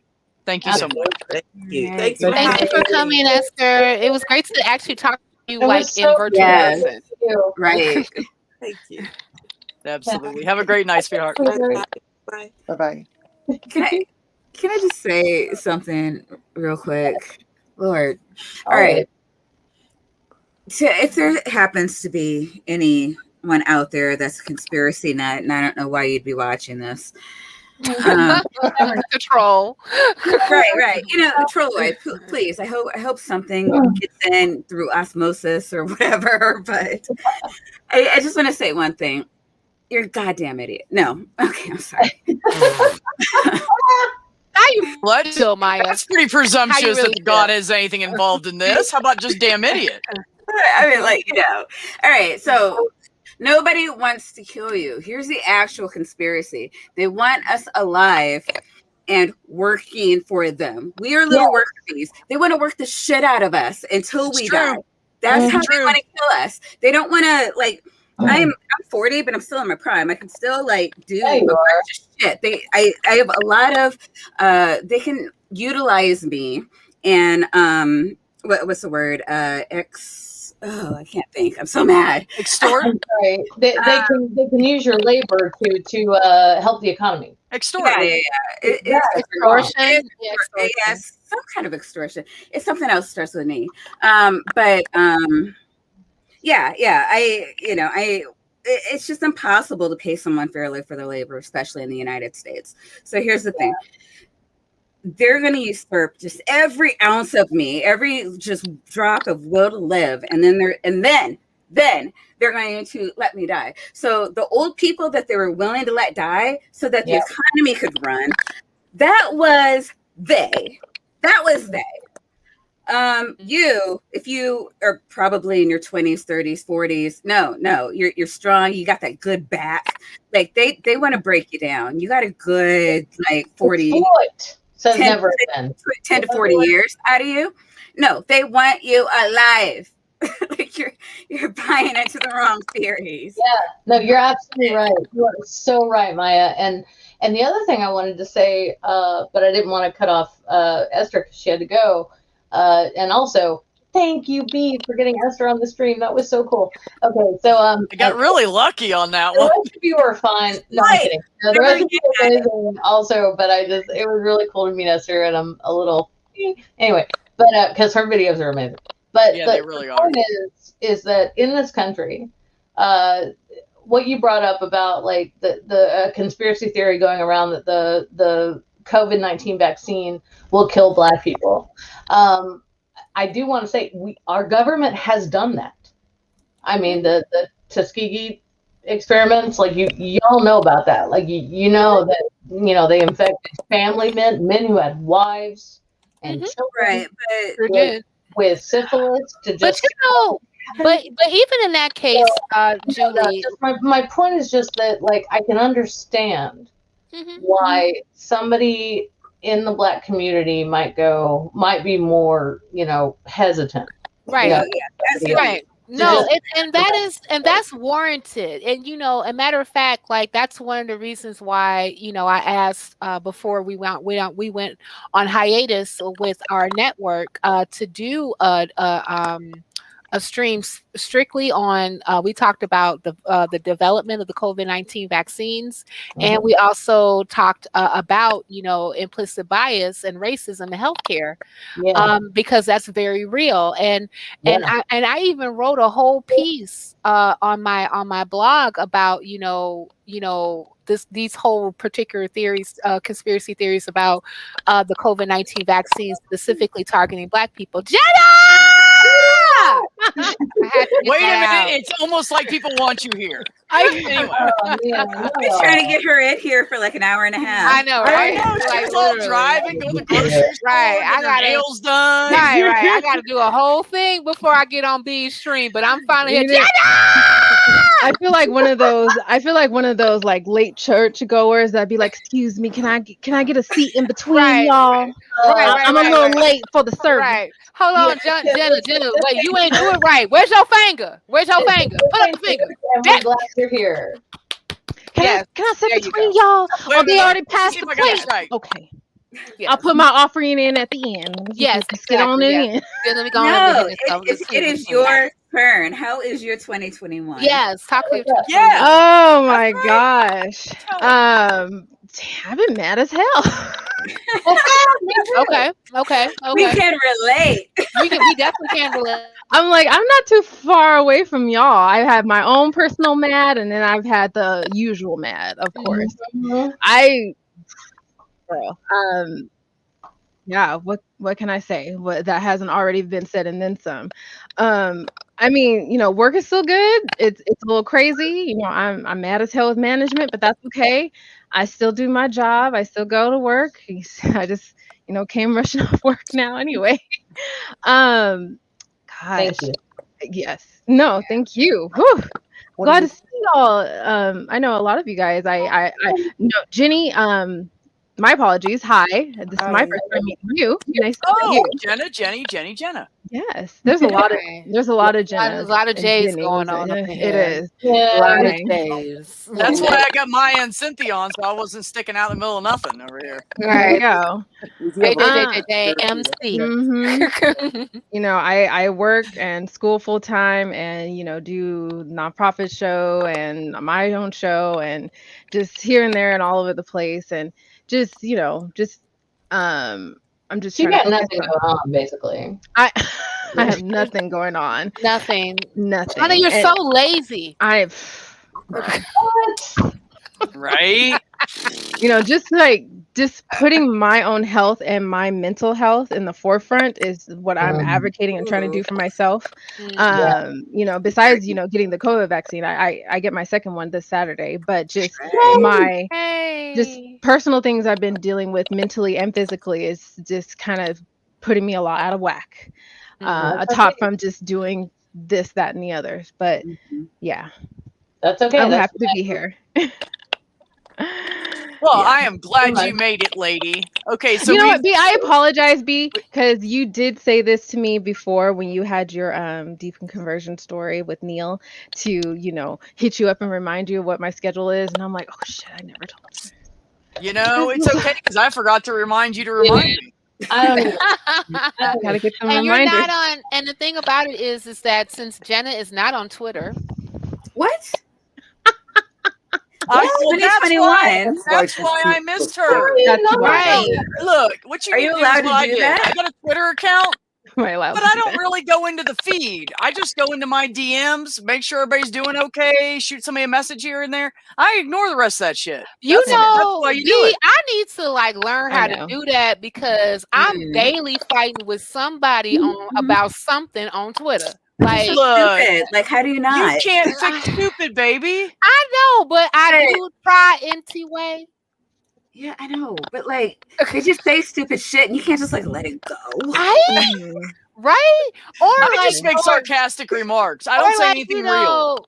But when it be really be really killing me is oftentimes I don't know if you guys follow me on Twitter, I've been posting I've been doing this Post of Friedman series during Black History. You did it on Facebook, so I catch that. Yes, right. I love it. Yeah, and I mean, and because I wanted to really talk about how Black history is not just Black history; it's American history, and oftentimes we don't really talk about a lot of the the different events and influences that Black people had that actually made America America. Right? Yes, it's more than MLK. It's more than Rosa Parks. It's those that you have not heard of, and some of the people you be posting, I'm like, dang, I have not heard of these people. people, And and that's sad. Really? but I haven't either. Like, I am like going through obscure websites just to find random Black people that actually contributed to something to American history that a lot of people don't know about. And like, so like I would do like a post of freedmen, because like that's what either a freed Black person from slavery was called, even right after the Civil War, and also even like in the midst of like, the antebellum South and slavery, of course, like if you were not a slave, you were considered a freedman. So that's what I've been doing. And I would even have like these random crazy white supremacists come up on my post of freedmen series to say something crazy. I'm just like, oh, now I must fire you up. I have to light you up right now. I was not trying to do that. All I was just trying to do was just, let's learn more about these particular people, and like, and this part of a very integral portion of American history. Right. But then next thing you know, you got like, these trolls that come on and just try to shit on the post just because like, well, why do you need a Black History Month anyway? I'm like, oh wow, why does that trigger you?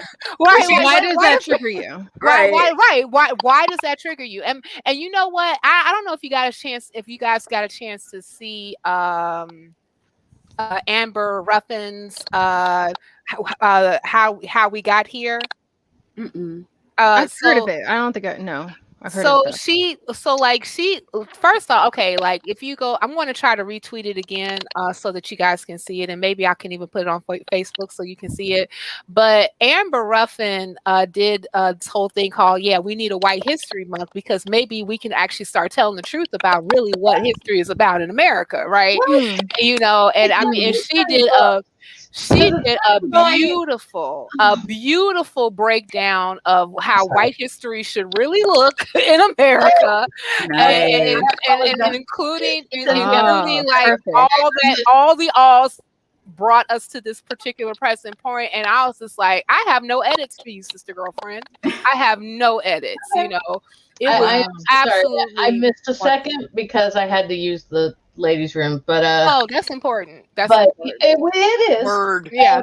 Also, like, I came back in on we should have a White History Month, and I was like, what the fuck are you talking about? Right. Well, Amber Ruffin. Amber Ruffin. That's 11 months out of the year. Right, exactly. But Amber Ruffin was, like when she was like talking about like how people like push back on Black History Month or whatever, and saying, well, why can't we have a White History Month, even though the White History Month is every damn day of our lives? But at the same time, she was saying that, let's have a White History Month, a real White History Month, where we tell about all the shit. Yeah, the truth.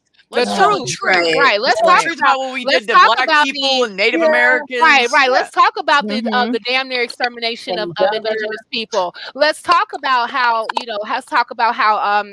Africans were brought here against their will to build a whole country on slave labor. Let's talk about the exploitation, including the White House. Right, including the White House, the Capitol building, and also how even like the first African American, even though the first casualty of war of Revolutionary War was an African American. Let's talk about all the major railroads. Yes, all the major railroads and the Capitol building, slave labor. All of Washington Mall. Yeah. Right, was built by slave labor. Let's talk about that. Right? No, agreed. Right. As a white person, I am astonished every day during Black History Month when they're doing these little tidbits on all the TV and all the radio and everything. How many people there are that have been absolutely marginalized and erased from our history that have contributed in such major ways because our history is not just like white politicians interacting with each other. Right. It has been our those men interacting with people of other cultures, like that have darker skin than them, and that kind of like what we've done as a country to other countries just really gets whitewashed, and people don't understand that. Not only to this other countries, but also in here as well. Like, history itself has been completely whitewashed. I mean, like, how many of you all knew that a Black man invented the refrigerator? I only just today learned that a black woman painted the profile of is it oh dagnabbit, one of the Roosevelts. The Was one it who Teddy was, or the FDR? one who was in charge during the Depression. That was FDR. FDR. I'm so sorry. Yeah, Yeah. a black woman did that, and that's what's on the nickels. Mm-hmm. Now, I never knew that before today. Look And up, and and right now, even like we talk about Betsy Ross actually sewing the American flag. Have you ever heard of Grace Swisher? No. Has anybody heard of Grace Swisher? Grace Swisher was a slave who worked with Betsy Ross to develop the American flag. Oh my fucking God! Yes, I mean, so like all these particular different tidbits that's very much so part of our history. I mean, like, have any of you all heard of Dr. Charles Drew? No. Dr. Charles Drew was the black man who developed extracting plasma. I mean, like that particular development she of knows plasma. names and shit. She does. That's why every time I want to do a stream, I just get her on. There should be some knowledge dropped. I'm good. I mean, like, but this is a man who actually helped, and his discovery of plasma actually saved tons of World War II soldiers. And but the crazy thing about it is that when he was starting, he ended up dying in the 1950s because he bled to death. And the very thing that he discovered that could have saved his life, he was denied because he went to a hospital that did not admit black people. God damn it! Oh my God! God damn it! What's his last name? Drew, Dr. Charles Drew. Have you ever heard of Dr.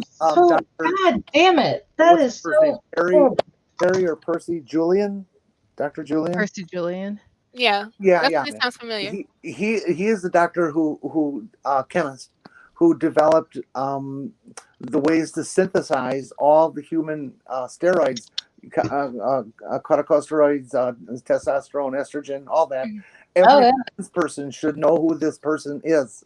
They owe their life to them. This really red stuff on my hand is eczema, and I mean, if I could stand, I have anxiety disorder, so I really can't handle steroids. But if I could stand this guy had his doctorate right up. Wow. This guy had his doctorate from places like Harvard and Yale and things like that, and was not allowed to teach because he was black. Yeah, he was a steroid chemist and an entrepreneur. Percy Julian ingeniously figured out how to synthesize important medicinal compounds from an abundant plant source, making them more affordable to mass produce. I feel like steroids. The only cool black doctor they teach us about, if you're white, in public school is George Washington Carver, and it's like, oh, the peanut guy. Which is so much more. But he did so much more than develop peanut butter. Yeah. he does so much more to develop peanut butter. Oh my God.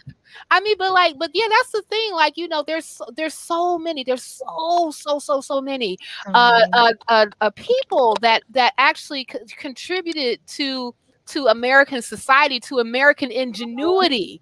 That were black. That we don't talk about. I was reading in the USA Today. I got to go back to this article that there was I want to say a middle school that was in Utah that wanted to do some special events for Black History Month, and they were actually floating the idea of telling families that if you want to opt your children out of these particular festivities, let us know. Yeah.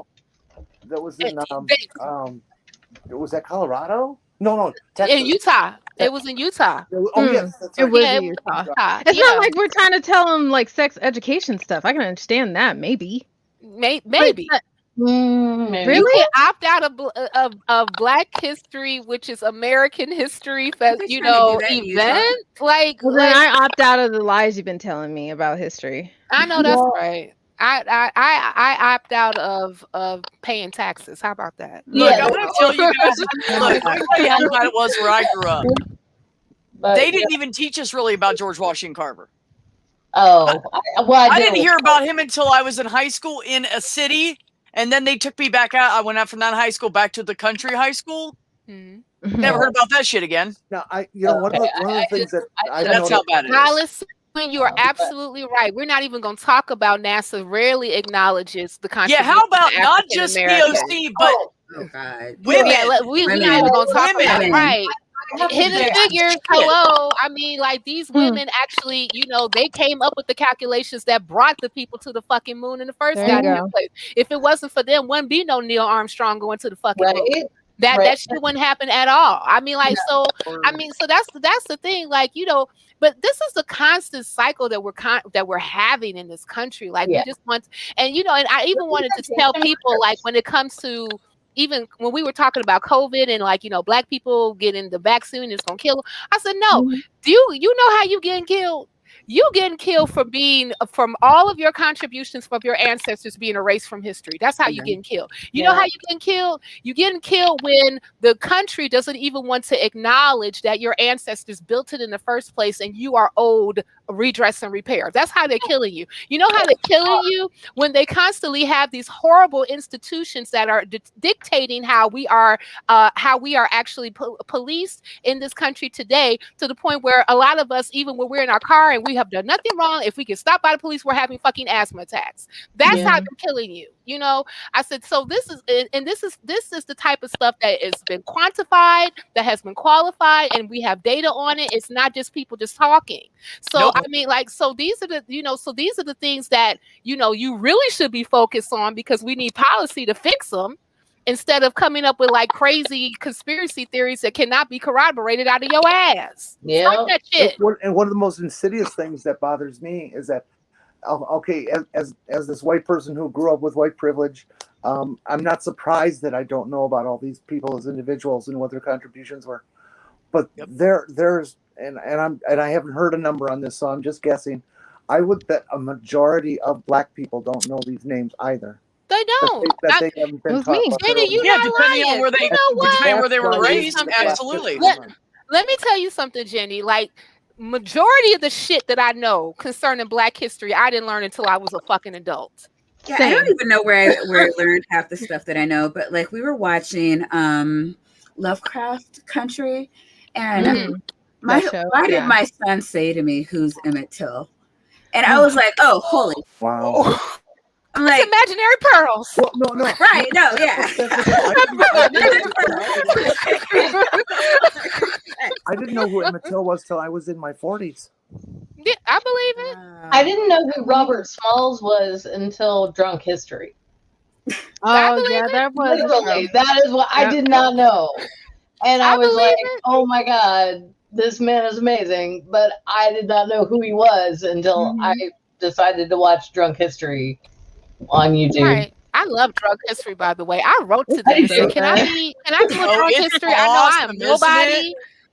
I am totally nobody, but I need, can I please? B, you know what? Well, let's do B. Can we do a stream one night where we all just do like a segment of Drunk History? Oh, you know I'm there. I can't do it. I don't know shit about history. I'm trying to keep up with current events. I will be there for it. Actually, you all pick a person or something. Right, pick a person, Maya. Learn them really well. Then we gonna get lost. And then actually present our person. I think that we need to do it. That is a that shit. That is I'm gonna promote the shit out of that. Yeah. Hell yeah. Hell yeah. Oh, that's Purple Rhymes with Orange already said, why don't we have a atheist history club? And I said, I'm game. I'll do the streams. You guys Drunk History. Topics. I'll start a Twitter DM if you guys want. Yes. I'll start a Twitter DM and put everybody on it that I know, and you guys can jump out if you're not interested. And we'll start doing like a stream every week. And we should do it. And we should do Atheist Drunk History. We pick a person that we learn about or that we know about, and we just get schlossed and talk about it. Yeah, I love it. I'm so down. I am so down for this. Let's do it. We will have a better drunk history than Drunk History. I don't. I will stay sober enough to Jenny's- throw links in for what you guys are talking about. Yeah, right. Because here's the thing, Jenny, we gonna get something fucked up. So Oh, if you're Oh, sober, that'd you be can kind of awesome. correct us in the Yeah. midst of our Mhm. when we fucking shit up. Yeah, We may we or will may find not read someone it. Who sober that knows? knows what they're talking about. 'Cause that ain't me. I don't know shit about I'll be history. I'll be the designated thinker. Thank you. Oh, there you go. I love it. We I will love label it. you that I love designated it. thinker. Designated thinker. fucking I love love it. it.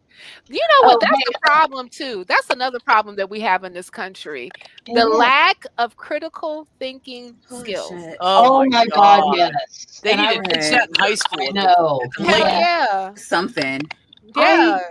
I Something. learned how to critically think about literature because I loved English and I love to read, and that's my bag. That's like my main, that's what I'm good at. Okay. But I didn't apply those critical thinking skills to any other area of my life Mm-hmm. until people, frankly, atheists, suggested that I should.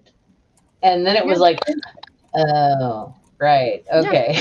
It wasn't Yeah. until like my young adult life that I applied that stuff because Yeah. as a nurse, you kind of have to think on your feet and situational things that you have to Oh, do yeah. and take care of and stuff. So, all of that critical thinking skills, all of that, on the site training where you have to think ahead and judge the situation and, act accordingly to handle whatever you need to handle.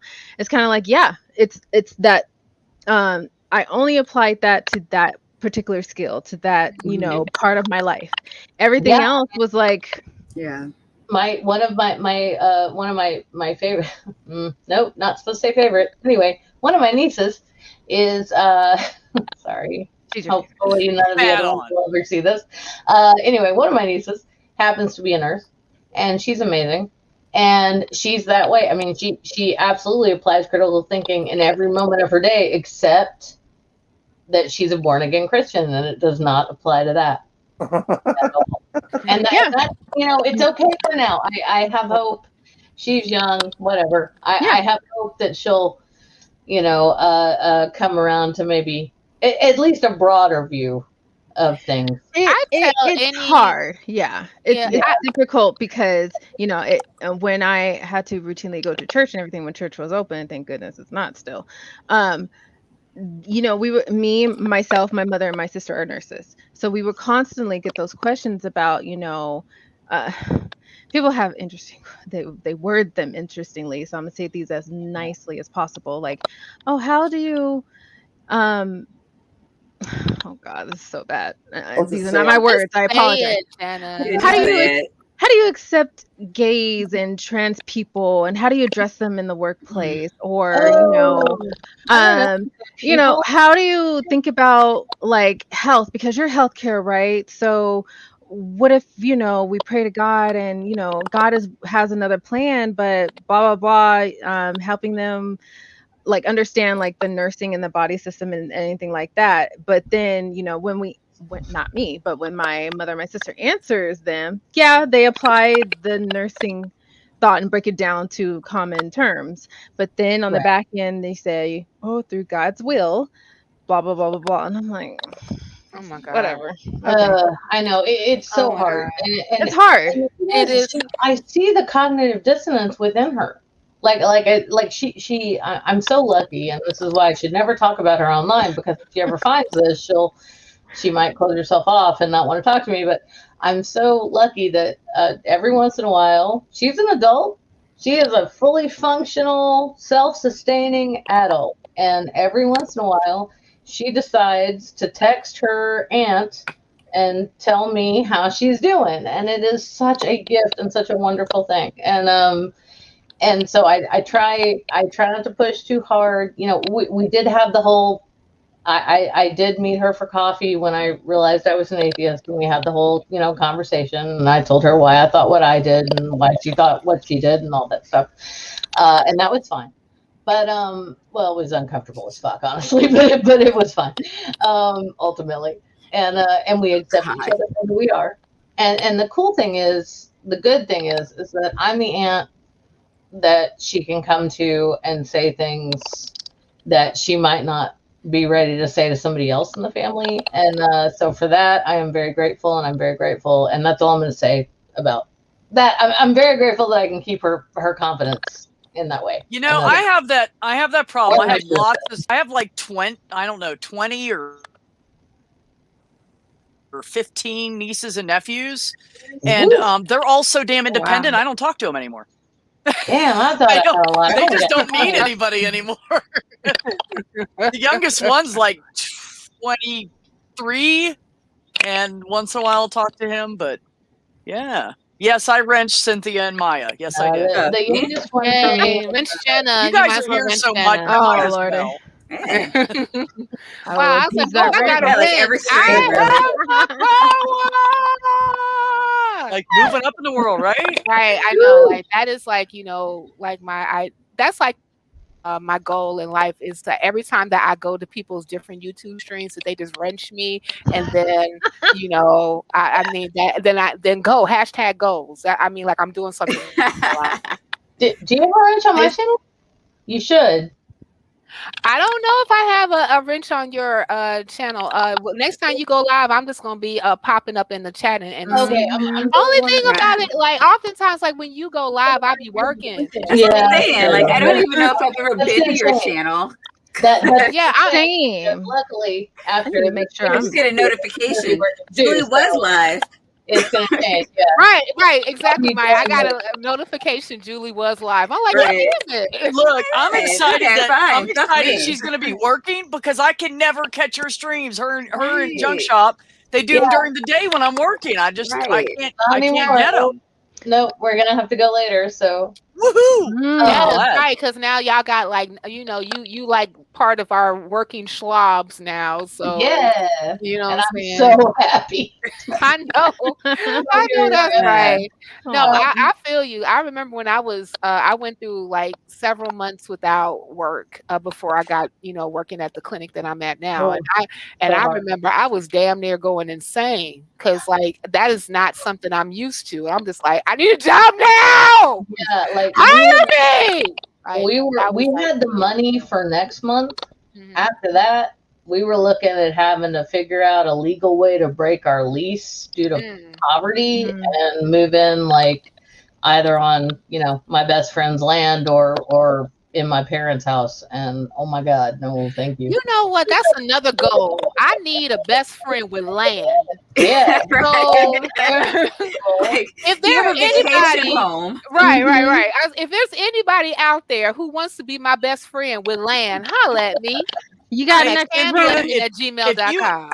If you ever decide you want to move to the Southwest and get you a tiny home, I have a spot for you to park. There you go. Oh, well, there you go. Because the friends I rent off of, they are all about trying to get more people together to support each other and help each other because they know the shit's going to hit the fan one day. No, yeah, that's why I'm trying to get me a best friend with land in like Canada, right, Australia. Oh, yeah. Well, I already told Neil. Well, I told Neil to get me a cot ready, but he said, no, I'll actually have a bed for you. I was like, well, what? You gotta squeeze me on in. Right, I will. I mean, Jenna, like, we can be roommates. It's totally cool. I mean, girl, you don't need this whole closet. No, you really don't. No, I mean, I will totally downsize. I got a lot of shit. I'm looking at all the shit that I'm looking at right now, plus not the shit I'm not looking at. But it's okay. It's okay. That's all I got to say. I will whittle it down in order because if Q takes over, they can have all my shit. Yeah, I just want to get out of here on my piece. I know that's crazy. Right. I know that's right. I mean, like, you all seen the video. I know we keep going back to like the Capitol thing. At least I am. You see a video of the black cop that was running away from that mob of the guy that they threw chairs at. Can you throw a link in because I have not seen that. Can you find that for us? Yeah, I'm gonna try to find it, but I feel like he's been honored or is about to be. Yeah, I believe that he was going to get honored, like he was going to get like some type of medal. Wait a minute. So when this revolution happened, they were throwing shit at him. They were trying to. You don't have to call it a revolution. Yeah, they were trying to get into the Senate chambers, and of course they broke in, right? And then like he was actually one of the ones that was guarding the Senate chambers. Oh, okay. And it was just like him, and so like he was like telling people to back up, and it was like fuck you, and they kept. He was he was actively leading them away from the Senate chamber. Right? Yeah, exactly. So he's the hero, and then like, but they were still like coming after him, and he was running upstairs and calling for assistance. And then finally he like came with like 3 other Capitol police to kind of stay away the crowd. But I mean, but like, you know, I was just looking at that. I'm like, oh my goodness. Wait a minute, I found it. Oh, you found it? Good. Yeah, because, I got like, it. I was totally like, I did not want to witness this man losing his life on camera. When they started to show it, I was just like, please don't show me nothing. Right. I can't watch that stuff. I can't. Yeah. It was crazy. I was just but this is this is the people that got gaslit, y'all. These are the people that got gaslit, and I mean, like, and it didn't, and the thing about, and then like you had even like some other people that was on the other side when Trump got deplatformed, and was like, this is against our First Amendment rights, and it's not fair, and he shouldn't. And I was like, first off, there's our terms and conditions that you actually have to sign on for you to in order for you to use social media in the first place. And then secondly, it is never. Let me repeat. It is never okay to incite a fucking riot on the Capitol. This is not against free speech. It's just like people. It's just like if you go to a psychologist and you say, "Oh, I'm going to kill this motherfucker," they have to tell on you. Yeah, it's the fucking law. Right. Yeah. Right. They do. Right. They can break client privilege. They can break professional client privileges if there is somebody that's reported that could. Yeah, HIPAA's out the door, man. Oh yeah. Oh, it is. Yeah. If you come there and you say you want to kill yourself, or you feel like you have, you feel like you want to kill yourself right then and there. Yep. All right. Well, let me make a phone call. Exactly. That's the first thing that they teach me, even when doing social work. If I'm working with a client and as soon as they say that they want to kill themselves or they talk about killing themselves, I got to call the people. Yep. I used to do that when I was an EMT. We used to go to the hospitals and pick up people from the ER that said that and go take them to the whatever institution they wanted us to take them to. Even when I took my kids to see therapists, if they said anything about themselves, if they said anything about hurting each other, you can't like go to your counselor. It's like, I'm going to incite an insurrection. Like they have to tell people, right? You have to report that. That is for yourself or others.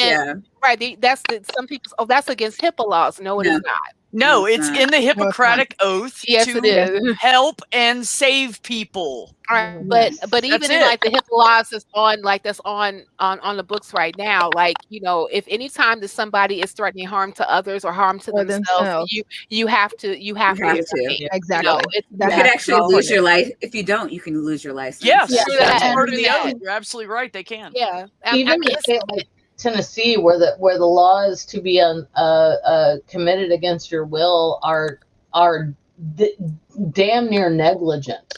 That's the one thing that will get you committed against your will. That's federal. That's federal. That has nothing to do with states or cities. Either of those things, they have to commit you, and it's okay. You should be at that point. Yeah, I mean, like, and I think that someone who's been in that place, you should be at that point. And even going back to that whole thing about critical thinking skills, like, I mean, like, again, we have to, start to discern between, a rational thought, or even like when it comes to what you can and cannot do, or what you should or should not do, or even what, or even what type of ethical code that you are following at this particular time. I mean, like, anytime that you are in the place where people can get harmed, like people can get harmed, but you're saying that, but we're doing this because it's okay because I was told that that our position is going to be taken away from us or anything like that. I mean, like, come on now, y'all. Well, I mean, the only legal argument, and I'm not a lawyer by any means, shape, or form, did not go to law school, never even took the LSATs, okay? But the only legal argument I could see any of these people having is the commander-in-chief at the time incited them to riot, like told them it was okay and told them what to do. So that's He's not their commander-in-chief. They are civilians. Yeah, I know. There is a wall between You're them. right. You are right, Jenni. Yeah, you're right. They are civilians. The president, the sitting president at the time, told them to do that, and even that though is an incredibly flimsy defense. It's incredibly flimsy. It'll be really interesting to see if any of them actually use that as their sole defense. Yeah, and they kind of determined in Nuremberg that there is no defense for. I was just following orders. Boom. Right. Yeah, no, you're right, because even soldiers can't use that if something's like known to be illegal. Right. And it's Holocaust Remembrance Month too, so good shout out. Sorry. Wait, who said what? It's Shoah Holocaust Remembrance Month, so also good to bring up the Nuremberg. Yeah, that's no defense. I was just following orders as no defense. That was great that Jenni brought that up. Jenna, can I ask what kind of you are? I'm a licensed nurse. Right now I work in a health education department, but I've worked in all sorts of specialties for like almost 10 years. So like LPN? I'm just curious, just nosy. Yeah, LPN. Okay. In most states, in the US is LPN. You can't say licensed practical. You confuse people. You got to go with LPN, RN. I know. Yeah. Only in California and Texas is it LVN. So that's licensed. Yeah. Oh, that's right. That's right. Yeah, but everywhere else is LPN. So I know. But I didn't even. I mean, because like I hire RNs and LPNs, and the first time I saw an LVN, I was like, "The hell is this? Is this like new?" It's the same thing. I have heard the term, but I've never met anybody that is one. Yeah. I.e., I've never been to a hospital or anything in Texas or California. Right, exactly. With MDs now, they have like the new thing, which is the DO, which yes. And so I thought it was something like that, and they were like, no, it's just California likes to be extra. Yeah. California and Texas. Mm-hmm. You know, it's funny. You know, Julie kills her cam, and it's Junk Shop. Cynthia killed her cam, and it was Ethan Michaels from YFNA. I know. I killed my cam. Your mic, baby. Your mic. We can't hear you.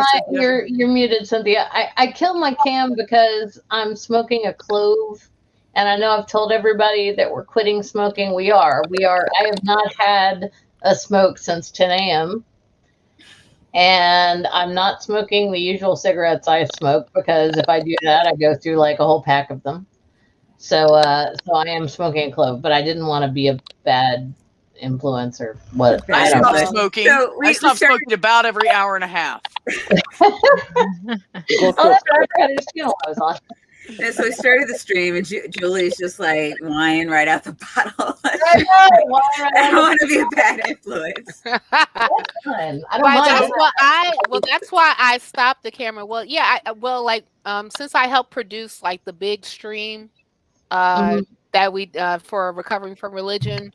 I'm still kind of logged into that, and that's the reason why Ethan's picture was coming up, and I was like, oh, I forgot to edit my avatar, so I just did that. So now you should. That's me now. I really like those new pictures you did for like Twitter and stuff. I really like those. Oh, those are badass. Thank you. Looking all retro and cool. Quiet as is kept, a lot of the thumbnails that are on Ethan's YouTube streams, I actually do them.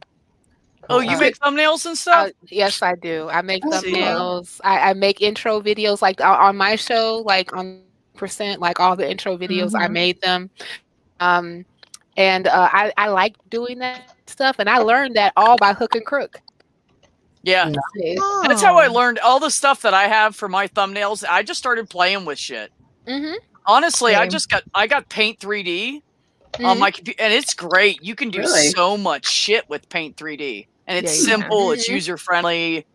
So, and Yeah. I'm too poor to pay people, so I just do it myself. No, that's fine. Well, I'm not mad at you, B. I mean, like, I kind of figured, like, I would just look at stuff and then he would give me ideas, and I was like, oh, I can do that, or I'm going to try to do that. And then, like, I play with, like, different programs and, like, put stuff together, and then I'm like, oh, that actually came out pretty good. So, Right. yeah, Right I on. think that I need to get my other computer set up so that I can download some other, like, better video editing software. Shut up, dog.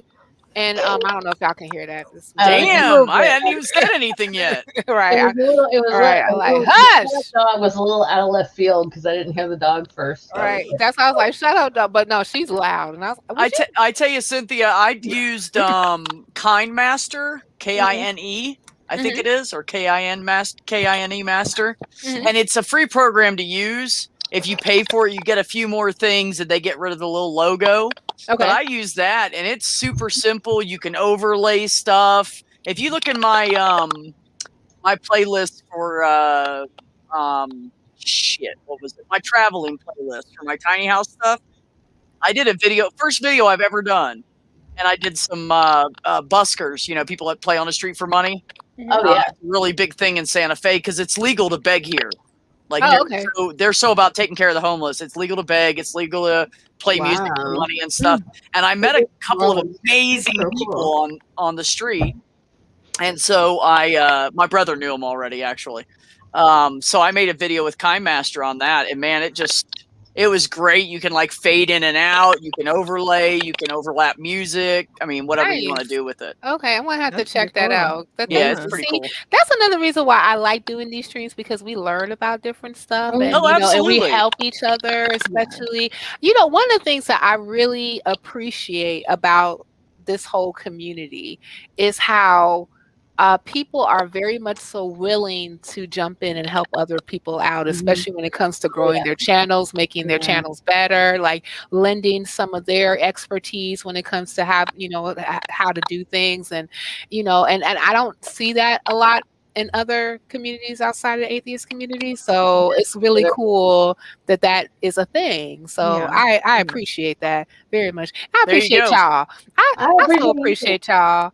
There's your link, baby. That's a Google link. But I learn stuff every time you come on, Cynthia. I learn so much, and Maya, I love you, and Jenni, you're awesome, and just man, and Jenni, I love you. Yeah. So, Julie, before you ditch us, any final thoughts? Cynthia, final thoughts. Yeah, I gotta go make dinner, y'all. Any final thoughts? Final thoughts are white privilege exists. Chill the fuck out. Okay? Especially black men. Y'all own everything. Calm down already. It's ridiculous. And beyond that, I don't know, y'all. I will try. I will try my damnedest with my channel and just with people in my life. I'm going after the rednecks for you. I'm trying. All right. Use the platform you got. I just word. Jesus. They're I don't know. I'll take trying, because like that. I mean, and seriously, black people really aren't asking for a lot. We don't want it like to overthrow like all the white people. Yeah, you do. No, you and us, the gay people. Gay people, man. And the Jewish people got lasers. Right. I mean, there's a lot of things that we go through that you just can't understand because you haven't lived it. And that's fine. And we get that. What we want for you is just to understand that you don't understand and to hear us out. And to just be like, oh, okay, I don't know what you're saying, but I'll try.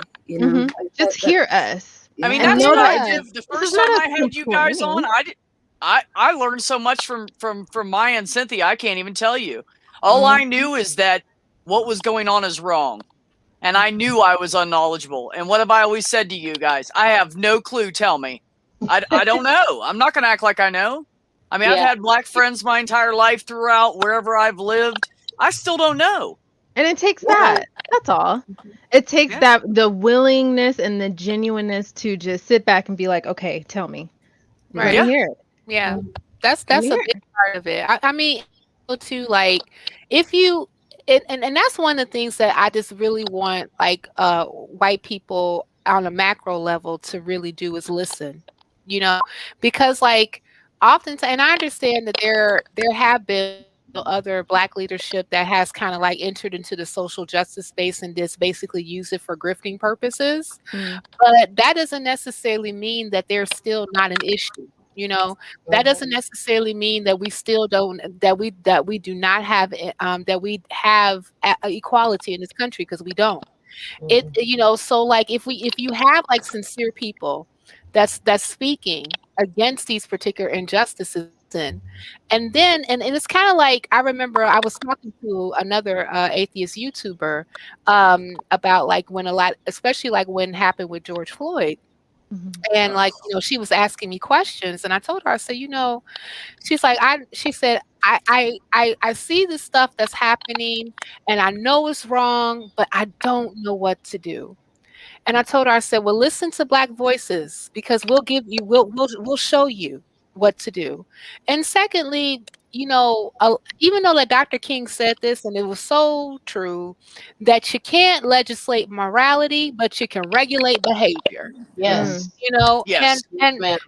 and so and another thing that we need to do is that, you know, white people, like once you listen and then you hear Black people talking about the issues that they're having in this country still, then if we're advocating for policies in order for those things to change, contact your congressman and say I support it. Absolutely. Yeah. And that's easier now than it ever has been. It really is. You can do it on your phone. Absolutely. It's not even an app. It's called ResistBot. It's like, I think I it's like, got that. yeah, like all you have to do is like send a text message to your phone. They will put it in a letter. They will fax it to your rep. And I know that it gets there because like my email now, because I gave them the wrong one. I gave them the right one. Now I get all of their Now like you get all the stuff. I know how you feel. Yeah. all the shit. But at least I know that they know who I am, and they know I know how to get a hold of them. And there's just so many things. Like right now, yeah, it's easier than ever to get a hold of your rep. You can text them, you can email them, you can call them, you can write them. Tweet them. Yeah. Yeah, tweet them.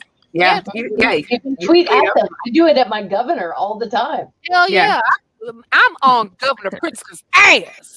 Yeah, I'm Governor Lee's ass because he's on. Yeah, me too. My congressman, when Bernie was like, "Hey, we need to vote on $2,000 checks," I had one senator that was like, "Yeah, we should do that."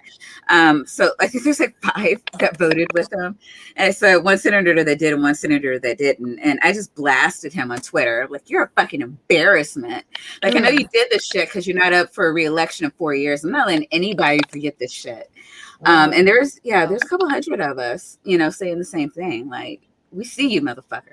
Yeah. So like, don't let them forget. Let them know.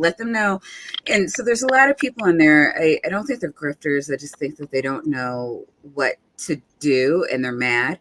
But you have to let your congressman know when they're doing well too, because you want to reward the behavior. Thank you for doing what you're doing.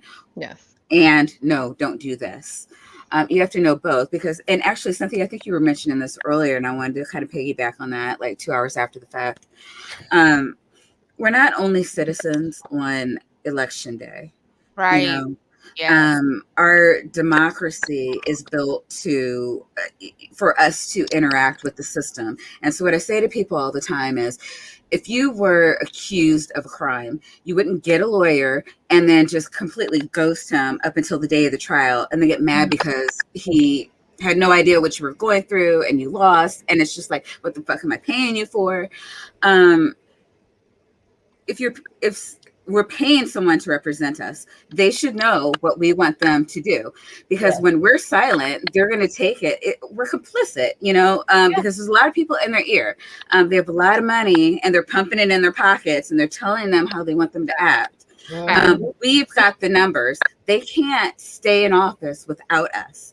That's so right. Even without the money, we have our vote is so important. But they will listen if you vote. If you vote, they will listen to you. If you don't vote, like a lot of people like to sit on their vote, like, no, they need to come to me. They will not do that. I have been canvassing before, and I will tell you, please let me tell you, they look at people who voted in their party. So if you're a Democrat, they're looking for people who the very last cycle voted and with their party.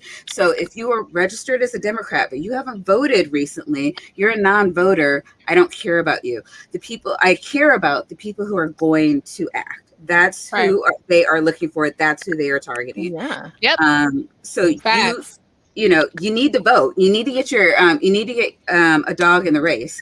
That's the only way they're going to listen to you. And if you can write letters, you can do X, Y, and Z. They do keep them, and they will know. It's like, oh, well, Maya's bitching again. Maya doesn't even fucking vote. Like, yeah, sure, she's my constituent, but like, I can piss her off and she's not going to vote.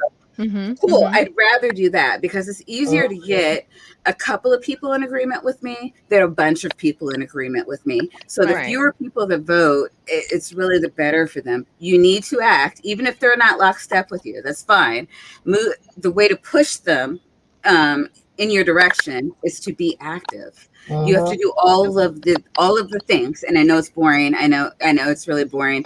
But hey, I can't not be a news junkie. So if you want to know what's going on, like, you know, you can hit me up, you can hit Cynthia up, and you can hit Jenna up, and they have people like that are like helping. Like all of us, we know people, we have resources. If you're just like, hey, what's this thing? What's going on? And we can be like, oh, this is some bullshit, and here's what you need to do. So you don't even have to keep up. We'll just let you know. There you go. I always felt like it was a moral imperative for me to vote because women went to jail so that we'd all have the right to vote. And I know that Black women got pushed to the back of the suffragette movement, and that fucking sucks because y'all were right there with us. Like your mothers were, your great grandmothers were right there with my great grandmothers. Yep. Right there. Fact. It's so funny because we were almost right there with y'all.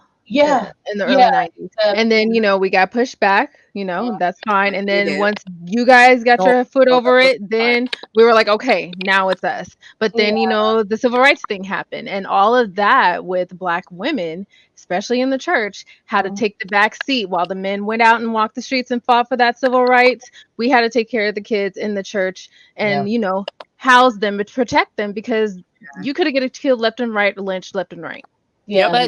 But and speaking about erasure, especially of Black women and heroes, what about our Ella Bakers?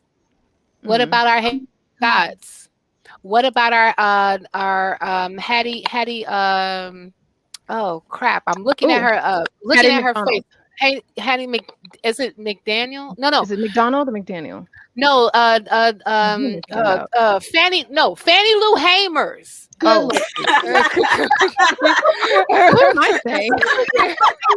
I think that both of us was thinking about Hattie McDaniels, who actually was the first Black woman who won an Oscar, but for Gone with the Wind. But no, for our family, Lou Hamers. I mean, like, we had some amazing Black was holding it down during the civil rights movement. You know what I'm saying? This wasn't just a Martin Luther King shine day. You know what I'm saying? Right. I mean, like, you know, it took people, men and women, you know, of all walks, in order to push any type of policy forward in order to bring some type of transformative government for our group. So, you know, I'm sorry. No, and I say, and that's definitely something that should not be erased.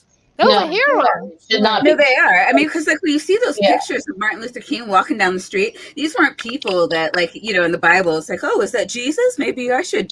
No, people were, you know, these were every single one of them knew they were putting their lives on the line. That's right. They were in the fight. They were marching. They all had a name. They all had a job that they did, that they, you know, were willing to die for. And a lot of them were Black women. Yeah. You know, that's what I don't. This is what I don't understand about the whole thing. I don't understand how people can say, "Oh, well, you know, I'm not Black. It doesn't matter." You know, look, I've had people be prejudiced against me. a lot in my life. I've had black people be prejudiced against me because I'm white. I've had straight people be prejudiced against me because I'm gay. I've had, like all this different shit. So if you guys, anybody, just look at the history, you look at your life and tell me you haven't had somebody be prejudiced against you at some point. Now think about dealing with that every fucking day. How can people not stand up for black people? I just don't even understand it. We've all had it happen to us one way or the other, whether you're gay or trans or from India or you're from Africa or you're from Egypt, you're from Iraq, and now everybody thinks you're a fucking terrorist. Everybody's had it happen to them. My turn. So how can you say you don't understand? Go ahead, Jenny. The biggest mistake that was made in the women's movement to get the right to vote at the turn of the century was the exclusion of black women from the movement. Yeah. It was not only harmful to the movement itself because of the power that black women wield, but it was harmful to the black women themselves. People need to understand that black women are the heart of the entire black culture in America. And nothing happens in black culture without the approval of black women. That's true. That's women are in charge, damn it. I ain't talking about me. My girlfriend, she's in charge. I know. And I mean, like, and you know what, Jenny, to that particular point, like, I had the hardest time, even though, like, I do believe in a lot of feminist ideology, but I, by good conscience, cannot call myself a feminist. And it's for that very reason about the erasure of black women when it came to women's rights. And I know that, like, I forgot her name. I think it's Sharia Ali Al-Razad. I think that's her name. Who says that feminism mostly is an argument between white man and white woman. I mean, but like, but even if you look at like some of the ideologies about like equal pay, like just like basic shit, right. I don't necessarily think that that's something that should be just glanced over. And I mean, like, and even like if I am a parent or a leader or any of those things, I don't necessarily feel that like my thoughts, my leadership or anything about me should be glanced over just because I'm a woman, right? And that happens, but at the same time, I think about even like Susan B. Anthony, who got so upset at the passing of the 15th Amendment. And and she blatantly said that that a black man's rights shouldn't be over a white woman's. When it's because the women's suffrage movement at that particular time didn't have the right to vote. And the crazy thing about it was like Frederick Douglass was 10 toes down for the women's suffrage movement. Yeah, like he was 10 toes down, and it's like, but unfortunately, it still goes back to these isms, right? Racism, all these different isms that wield power over marginalized people and causes us to just have such a skewed, fucked up mentality when it comes to even how we relate to one another, right? Yeah. And it goes into our institutions, and it goes into even how we even treat one another.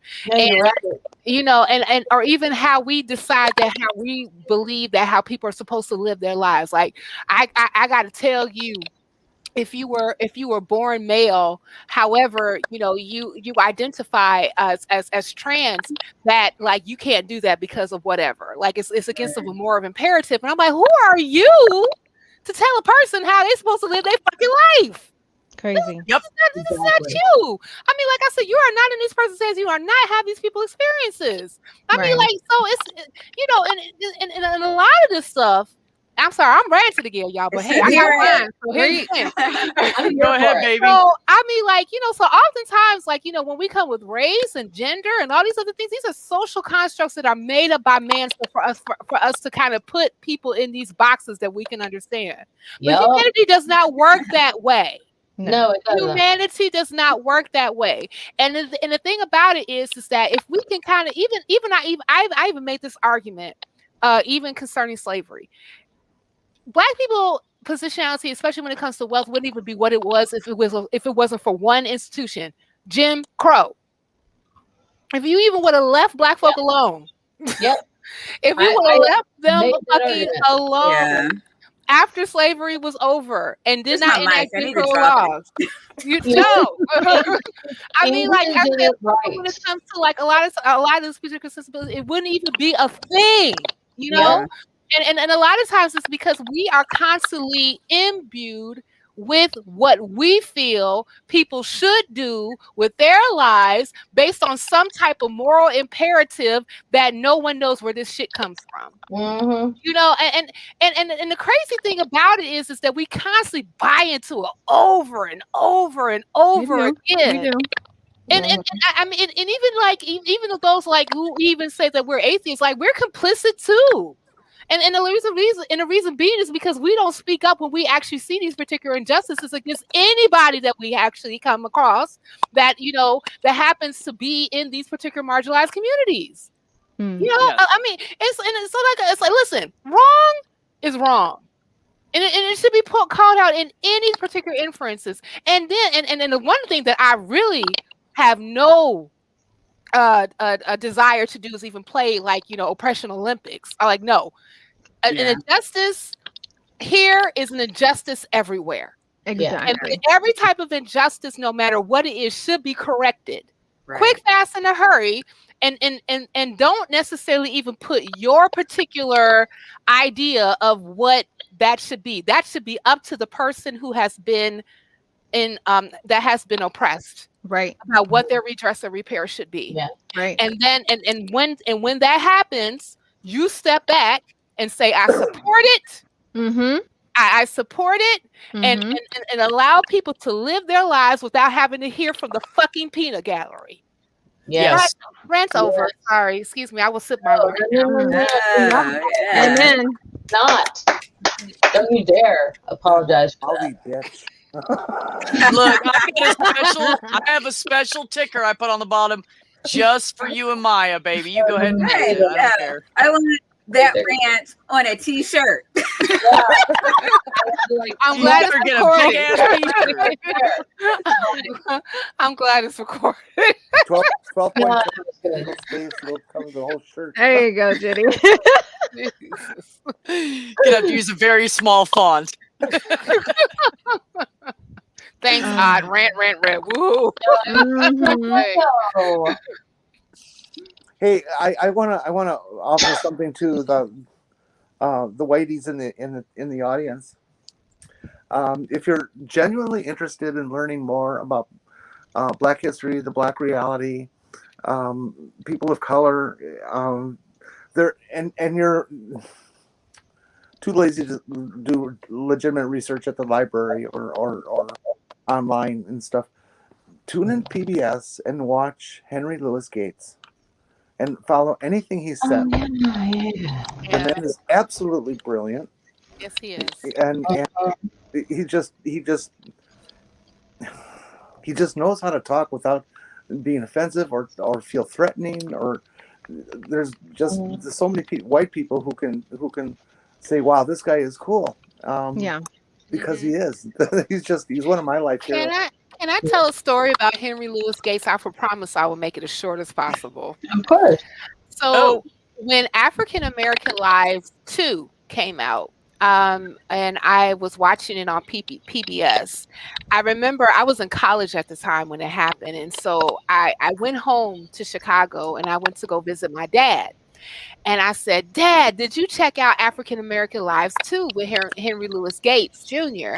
And then he's like, no. And I was like, well, you know, I was telling him the different people that was in it. And the main ones that I was really focused on was Chris Rock, Tina Turner, and Don Cheadle, because they were all in the same episode. Nice. And yeah, no, it's a really good episode. It was a really good series, that particular series. And so he was actually addressing this whole thing, and I'm pretty sure that Jenna and Maya, you've heard this about Black people in America intermingling or intermixing with Native Americans. Yes. And so like, and I know. Oh, is that the guy that wrote that article? Oh God. No, that came out. He wrote a lot of articles. He maybe in wrote the a lot of 90s where he did his own thing, and everybody in his family was like, oh, we got Indian, and then he was like, no, there's no Indian. Yeah. And they got mad. Okay. Yeah, that was him. That was Okay, him. gotcha. That was him, because he started to really start unraveling this whole myth that a large group of African Americans actually intermingle with indigenous people. It did not happen. Right. And then and one of the things he revealed specifically with Don Cheadle is that Don Cheadle's family, his ancestors, actually were owned by Native Americans. I forgot exactly which tribe owned them, but they were, and then actually, like in the 5 civilized tribes, you had a significant amount of African Americans that were owned by these tribes, right? Yes. So anywho, but when they ran his DNA, they found out that he had no Native American DNA at all. Not a drop, right? But he was 16% Caucasian, which he was like, how? You look at Don Cheadle, he's like, how? But he is, like, how? Like, right? So, no, I mean, that's amazing restraint, because the white people couldn't do it. Right. So, he was like, wait, what? It did so, but so it was kind of interesting that and then the only person out of that whole lot that they actually did that they did DNA testing on that had Native American blood was Tina Turner, and hers was less than 1%. So I was like, wow, this is interesting. So I go home to Chicago and I tell Dad, I said, Dad, did I learned this whole thing on African American Lives too, that in actuality, this whole thing about us being very much so intermingled with Native Americans is a fallacy, And then he was like, well, your great grandmother had really long black hair. Yeah. And I said, well, Dad, that could be the Caucasian part of her. Just saying. Yeah. And he said, well, she had really high cheekbones. I said, well, Dad, a lot of West Africans have high cheekbones. Mm-hmm. And then he said, well, she had really gray eyes. I said, again, Dad, that could be the Caucasian part of her. And then so after I did all that, he just slumped back in his chair like so, and like really was like, damn, my feelings are hurt.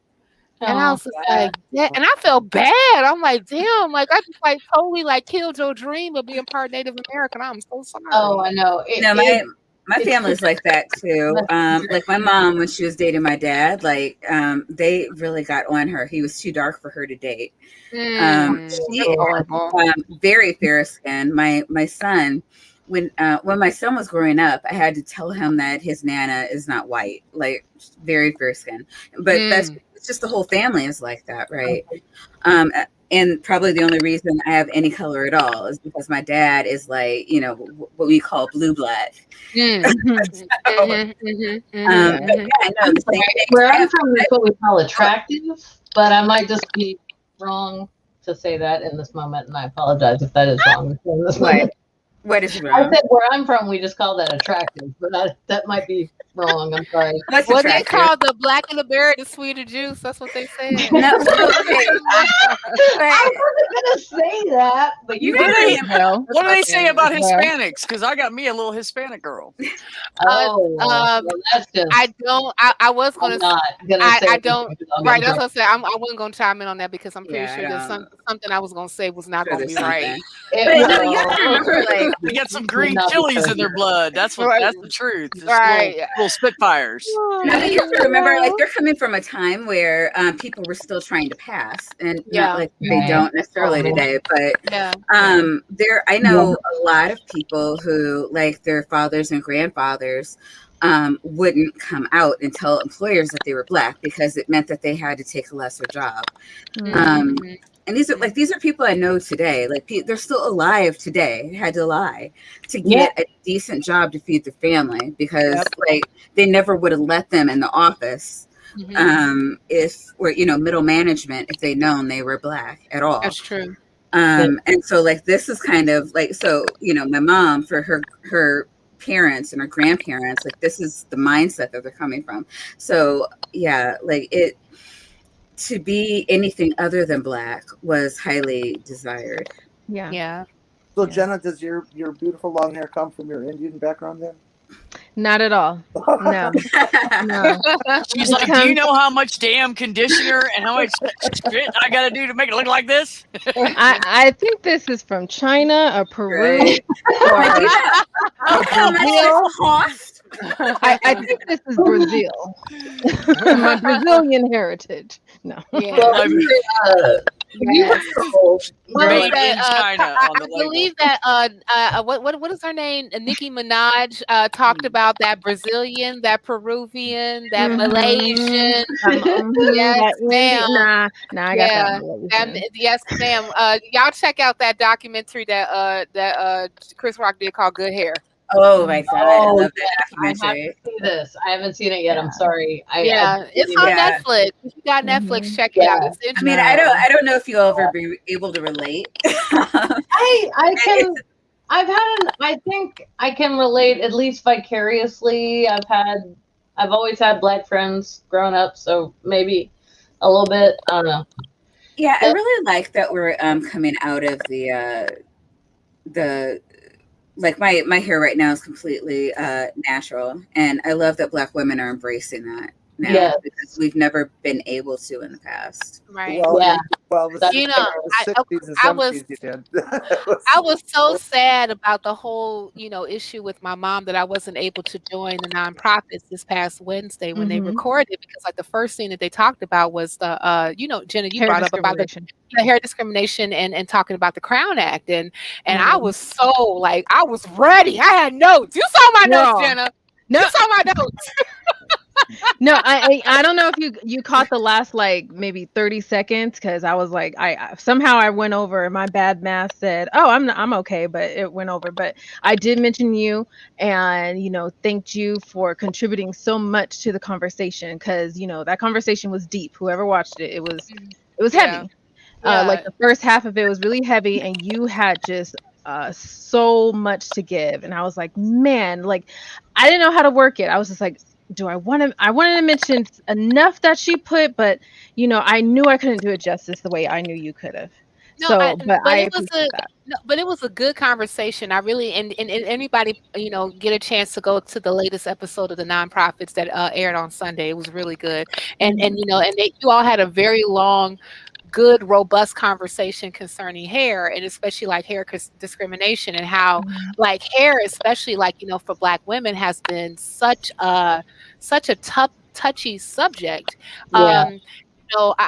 Because like hair for some reason has always been like the part of us that has received just as much marginalization as the person itself. Right. Exactly. I don't understand, because I'm not, this is not virtue signaling on my part, y'all. I've always been a fan of natural hair.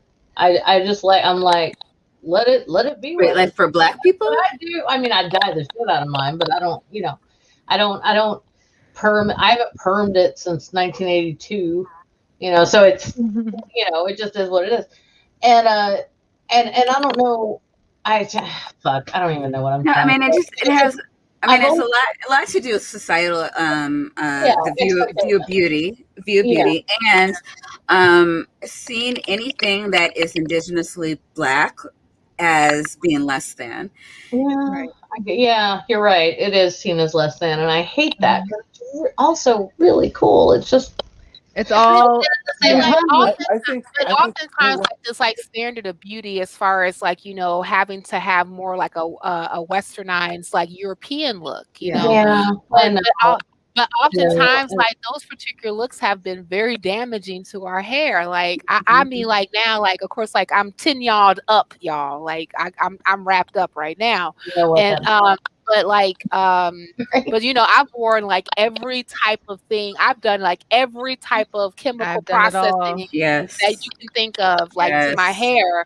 Like and a lot of it was because I was told at that time that this is what you need to do to your hair to be accepted. I mean, and especially like when you go into like corporate America, like you have to have like look, y'all know what I'm talking about. Oh, yeah. Man, like your hair gotta be straight, and it gotta be a certain length. It gotta look like this, all this other stuff. And then so like, but it, God forbid, proverbial God forbid, you come in there with braids, locks, or whatever, or even like twisties or whatever that can seem a bit like ethnic. It's an issue, you know. And even when I'm looking for like in the summer, I like to braid up my hair because but like if I'm looking for a job, I can't think of Memphis. I don't know if this is true where y'all are, but in Memphis, because we have such a large African American population in the city, it's the majority of the city. Like you can get an office job and have micro braids and all kinds of different braids. It depends on, okay. You have to remember, I'm management. So it's going to be hard for me to be taken seriously if I'm, walking in with certain hairstyles. That's true. No, you're right. Yes, you're right. And I'm in Baltimore, which is 60% white, and Black people. I mean, again, I'm not saying it's something that like white people were doing to us. We've done it to ourselves too. We've taken on this. Thank you, Maya. This is what. Say that. I'm sorry. I'm talking too much. You haven't talked. No. You took that, because even for myself, and I'm a backtrack to what you just said. Even for myself, I work in an area in California known as Orange County, which is predominantly upper class white population. And so, as a person that sees patients face to face, we don't have we have a law in place that doesn't discriminate hiring someone because of their hair or their look, and more specifically their hair texture or how they wear it. But dialing back to Maya said, it's not just the outside, it's not just white people or other races looking at us trying to structure and tell us how to change and how to wear our hair. We get it from our own families. Case in point, I get it from mine. Because it's not, and I think I mentioned this in the episode too, as an example, coming from, when, for instance, a couple of weeks ago, I'll just tell the story. A couple of weeks ago, watching the news at my mother's home, me and my sister coming home from work, and we often go to her house on Fridays. Watching the news, beautiful young, Black woman reporting the news or whatever was going on. But she wore her hair in like a short fro. But all I could really admire was the fact that her makeup, because I love makeup. All I really admire was how well her makeup was done, and she just wore this purple, beautiful dress. Because I love purple, that's my color, and so obviously, and so that's all I could see. Everything else was fine for me. Like women, men, whoever choose how they want to present themselves, how they feel that's them. That's fine. That's your expression. All I could hear from my mother say is like, why is she wearing her hair like that? That doesn't look professional. I'm like, shit. I think it looks badass. I'm just gonna say it. And obviously, this is. And I know, Jenny, you were paying me a compliment, and I appreciate that. But this is not mine. All this is not mine. And I've grown, even as a young. It is yours. You pay for it. That's right. You bought it. You know what? Correct. It is mine. I did purchase it with my money from my job, but it didn't come from my roots. But anyway, it wasn't a compliment. It was. This color didn't come from my roots. For a joke. Sorry. But even from a young age, and younger than what should be for a young Black girl, I can say maybe as young as 10 or younger, I already was hypersensitive to the appearance that I looked so different from all the little white and Hispanic girls around me, that their hair was long and beautiful and flowing, and mine wasn't. It was either in braids, or it was, my natural hair up in a high bun, which I hated all the freaking time. Right. And I'm so, sorry, I'm not laughing at you. I just remember being so jealous of the Black girls in elementary school, because they could do, their hair was always in these cool braids with these cool little, so versatile. With, the round marbles at the end. I thought that was so cool. I'm just so jealous that you went to school with Black people. I'm sorry. I'm sorry. I'm not trying to take away from your experience. I understand it's different, but it's just, I think in the moment, it was kind of a grass is greener for me in elementary. It is. But for that young Black girl like myself, when you see that and then you learn about boys and you want to try and date one and you ask them out, but they turn you down because they tell you ugly and all this stuff, you find out the reason behind it because you see the obvious difference between yourself and the other. You become so at such a young age tuned into that, and you're like, this is not beautiful. Yeah. Right? I had that mindset for years, and for years, for years, I hate for myself, not for other people. For years, I hung on to this idea that I hate braids. I don't want to have braids because that's ugly. I don't want to wear my natural hair because I can't make it sway because I sweat out my head and then it gets too like kinky too fast, and then I'm just like done. Oh, you're so cute. Look at that baby girl. I can see your face. But check out, that was my hair, y'all. It's adorable. Oh my God. Okay. That was how I was rocking it. But that's the thing, like, you know, but in that particular case, like, you know, that guy, like, oh, your hair is all this nappy. What's wrong with that? You know? That's the thing. That's a weird thing because, like, with my first husband, I was you know what? Let's just take him out of this equation because it's trying to turn the conversation real nasty, real fast. Let's just say when I was younger, I considered adopting, and given where I live, the easiest way to do that, being not a person of means, would be to take in a foster child and then hopefully get to adopt that foster kid, right? So I was talking to my friend Wanda about it at work, and I was like, so most likely, you know, if I'm lucky enough to pass all of the tests and stuff and the home visits and everything, and we get a foster kid, like most likely it's going to be a Black kid. And she said, oh, honey, you got to let me do her hair. Just let me show you how to do. And I was like, oh God, really? And she was like, yeah, it's true. Like what? So, I mean, basically I had my Black friend telling me, you will not know what to do with your Black child's hair. Yeah. No, that she's right. Yeah. My Black father did not know what to do with his Black child's hair. Yeah. Well, I mean, even for like, you know, you get if it's like your biological kid and it's mixed and it happens to get the thicker grade Black hair, like I mean, it's still, you know, and it's your biological kid. It's still so hard. It's hard. But the most important thing you need to do, and I passed this meme around when I saw it too, and I for the life of me, I probably can't find it real quick if I find it. But the most important thing, and I'll remember this if I ever have children of my own, is, you know, whatever they come out having, whatever hair, don't treat it or talk it down as if, oh, we need to fix it. Right. Yeah. It's so beautiful. I gotta find it. I'll share it. It's so beautiful the way this Black mother coached and talked to her young Black kids or Black daughters, how while she's doing their hair, don't say, oh, this is a kinky tangled mess. Say, oh, you have such beautiful long hair. Let's put it up this way. Or make it positive is what I'm saying. Like, make it positive so they learn to love what you have, because then you end up like me trying to get creative and then you just lose your identity. I've struggled with my own identity for years and I'm still am. I mean, we make it so hard for ourselves though, just like Black people. Like I can't even tell you how many times oh my God, I love that. Look, I'm gonna brag. I'm gonna brag right now. This is my brother on the right. That's his wife in the middle, and the judge. They started adopting that little boy on the bottom left, and his mother was a crackhead.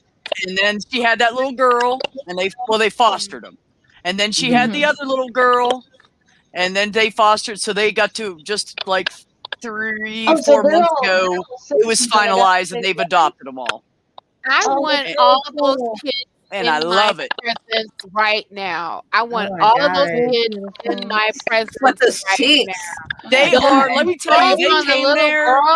That little boy came and he was so messed up and angry, and he was 3 years old, but he was old enough to know he got ditched.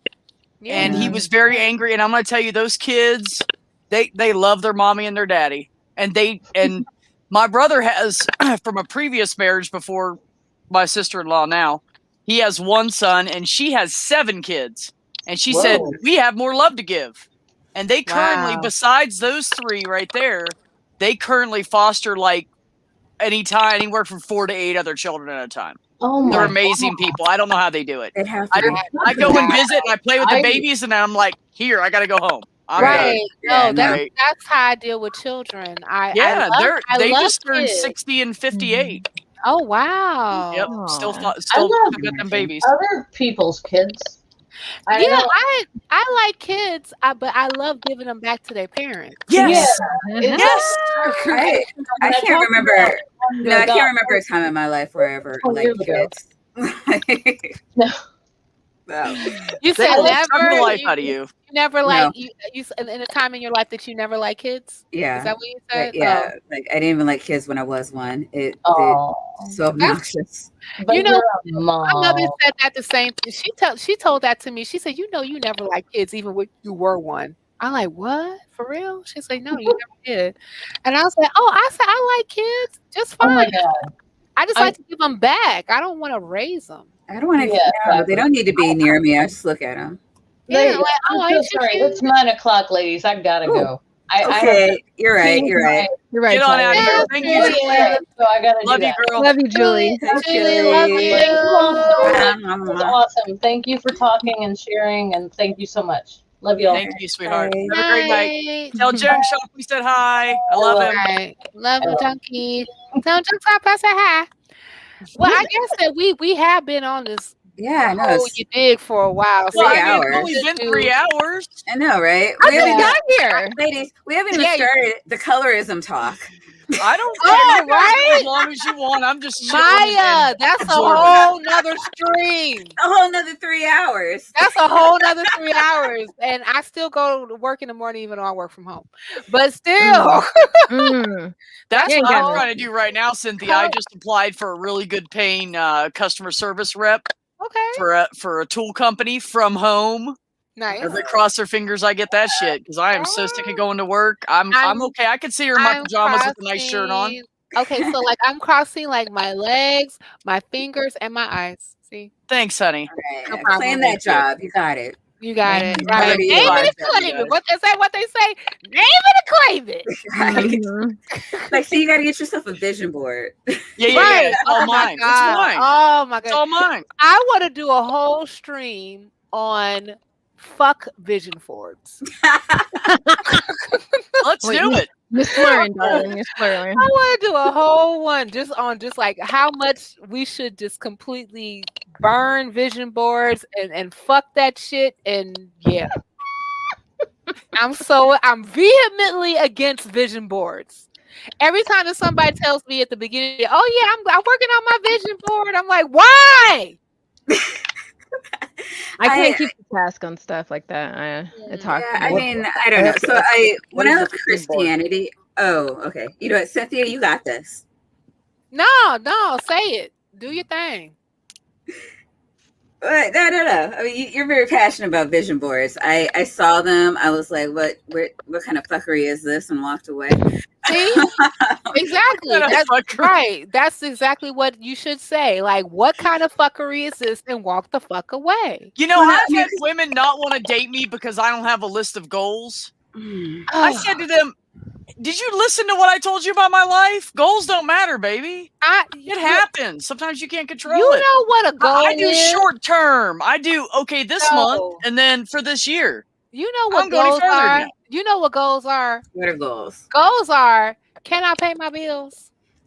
Okay. Can I keep a roof over my head? Now, what's I going to not kill somebody this month because they're a dumbass? Can I wake up in the fucking morning?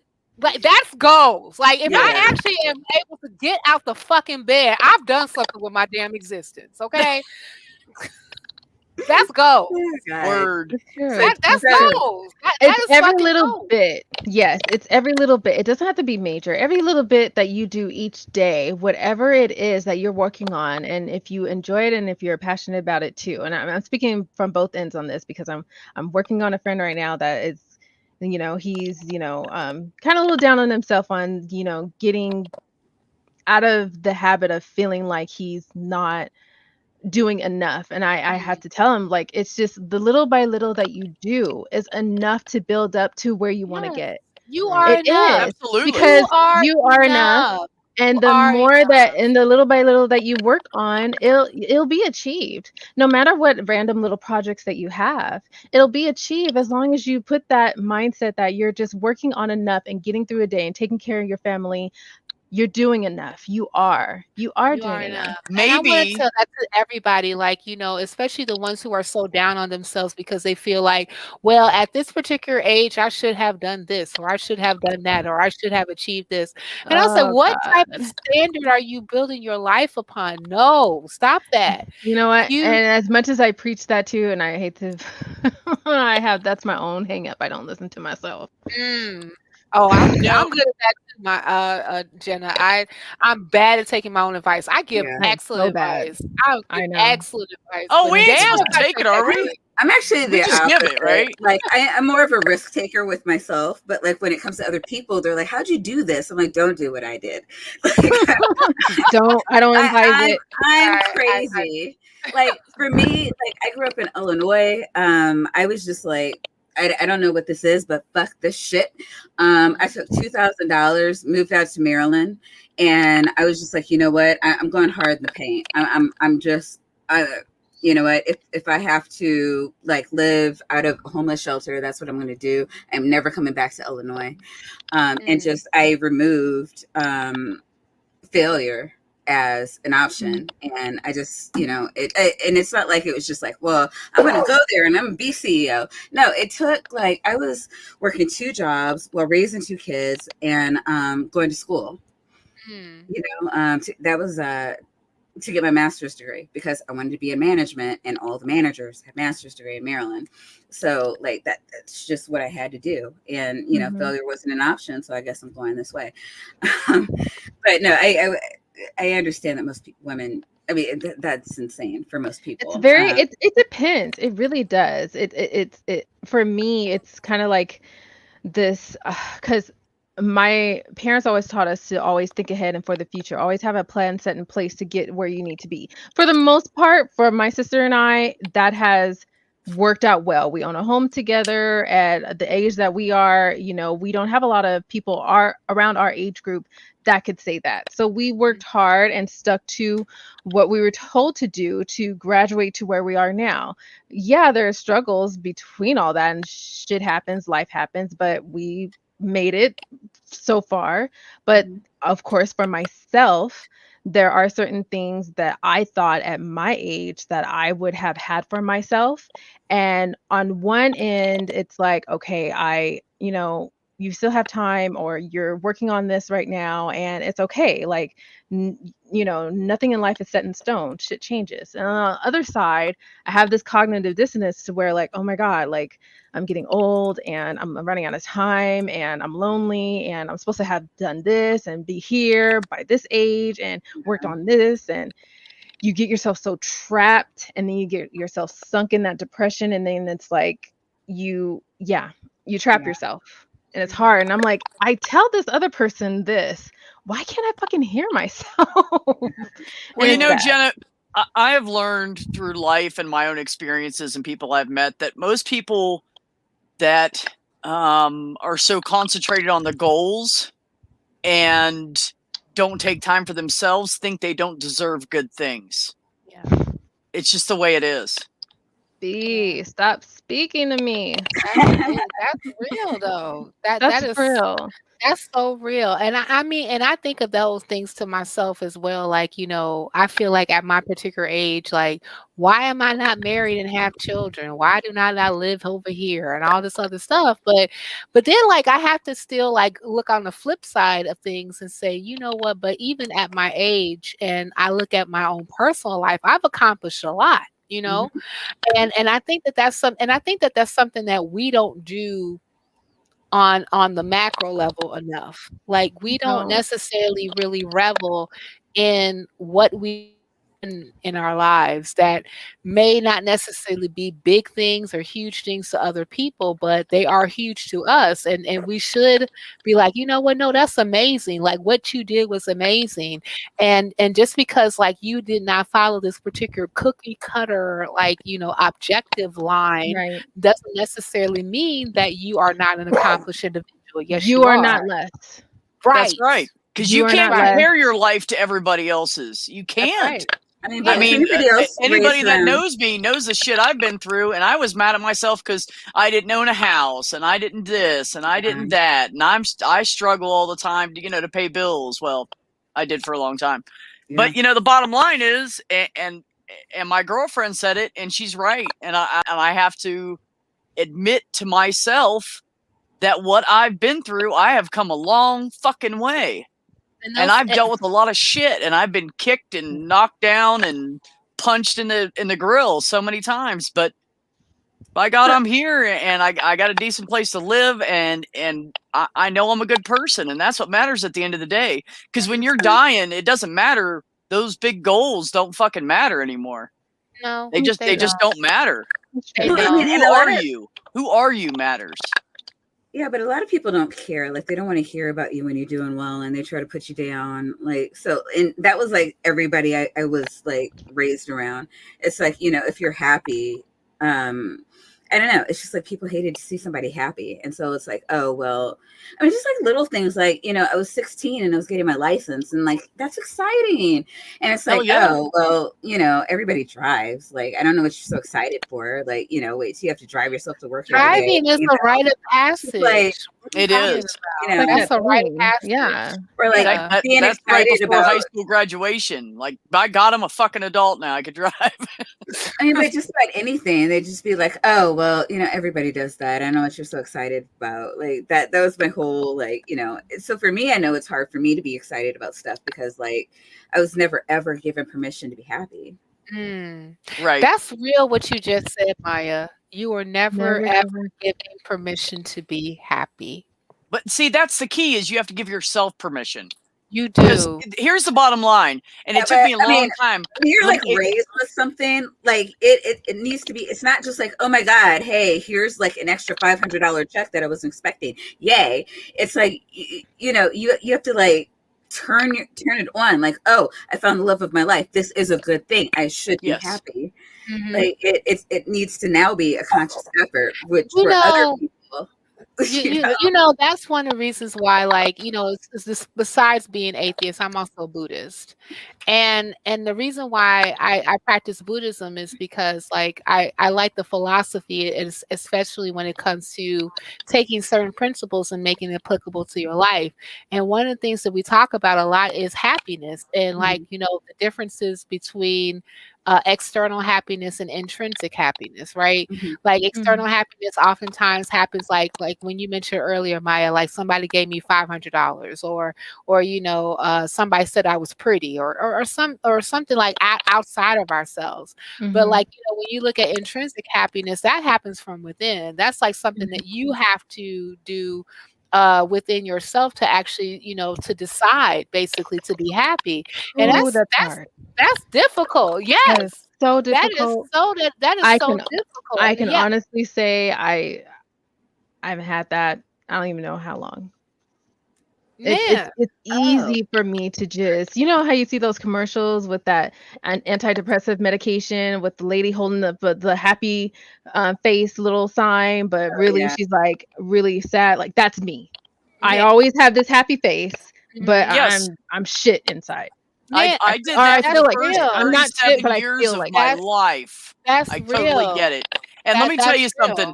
I'm gonna slap some knowledge on you guys. This is what's the most important. This is the key to finding inner happiness. Fuck what everybody else says. Yeah, no, that's what everybody else wants. Yeah, you need to learn to love yourself. Yeah. For who you are and know you're a good person. And when you can figure that out, oh my God, is life so much better. So for me, that was amazing. The transformation overnight. That's real. Like, you know, oftentimes when you could just say this, let's fuck everybody else. I'm about to do my thing. That'd be the key that will actually turn you to being like, you know, you do. I mean, but again, that's a decision. You know what I'm saying? Like, you can't. Like, I know, like it's so much of a thing that we are so constrained about societal norms, right? And also even like, you know, some things that's put upon us even by family, you know what I'm saying? But at the same time, like it has to be at a particular point in our lives, especially like I think that I know for me personally, like I had to go through stages of like, okay, when I was at 30, it's like a light bulb came on, like, you know, what am I really doing, right? At 40, I got to the point where I just did not give two fucks, right? Yes. And at 43, now it's kind of like, you know what? I know what I value and I know what I don't value.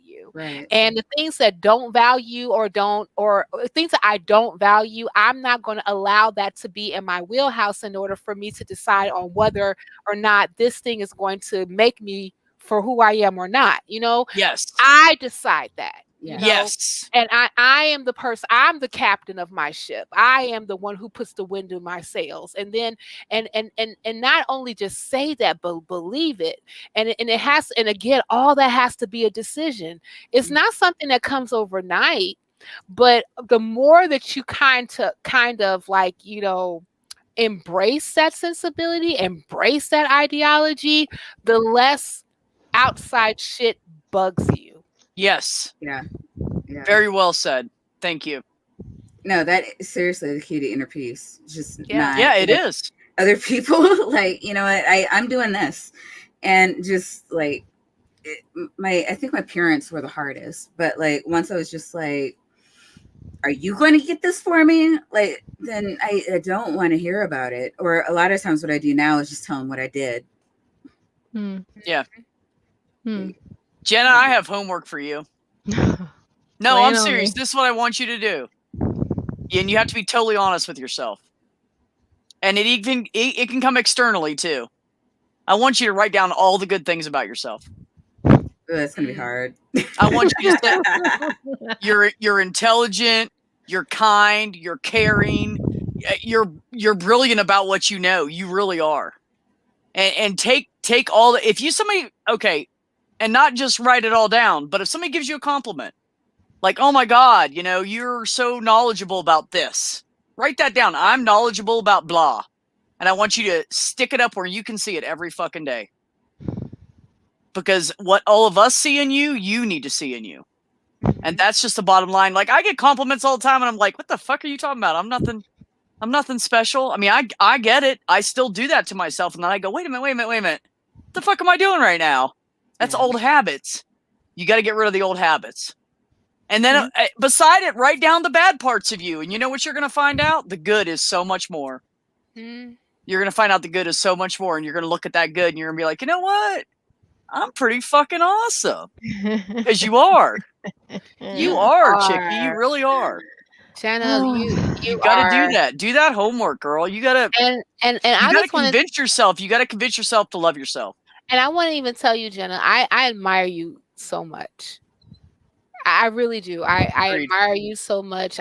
You are so intelligent. It's me shaking my head. No, I'm serious. I really habit. do. You gotta break that habit, baby. Like, you know, I mean, but I understand, like, you know, like oftentimes it's like so hard for for us to take like, you know, compliments and things of that nature. But like when you deserve it, you deserve it. Like, I admire you. You are intelligent. You're very insightful. I mean, and you are so. Like you're so organized when it comes to the stuff that we even do, like, you know, for like, you know, for the ACA. I mean, like, you know, I was like, who is this person? But I mean, but no, I mean, but like, I think that, like, you know, and I understand, like, because like I said, sometimes taking as well, you know, because I have my bouts of like imposter syndrome and all that other shit. But you know, but like at the same time, like, you know, I really got to tell you, like, you know, you are a person that is to be admired because you are such a good person. You are such a talented person. You are such a great person. You're such an intelligent person. You are a beautiful person. And, you know, and I'm inside and out. inside and out. And exactly, B. And I'm kind of sad, like, of course, like our relationship is via virtual, but like I feel like, like I've known you for, even though it's been a short while, but I'm so glad that I got a chance to know you.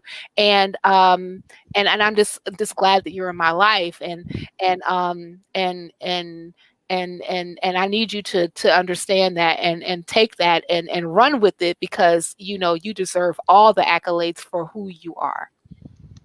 100%. Well said. Agreed. What she said. I didn't plan on crying tonight, y'all. Dang. It's okay, baby. Get it out if you need to. And just so you know, I have a really good like ear and absorbent shoulder, and if you ever want to talk about anything, I'm all about like helping people mental health. That's what I originally did my channel for that. So if you ever want to talk and you ever want to get on a private stream and just cry it out and let me listen, I got you. I'll do it for anybody. I'll do it for anybody that's listening, anybody that don't even fucking know me. I'll do it for them. No, she's serious. She really is. I believe No, it. I dead on mean that. Beautiful. You- Thank you. You know how to get a hold of me. Yeah. B's real.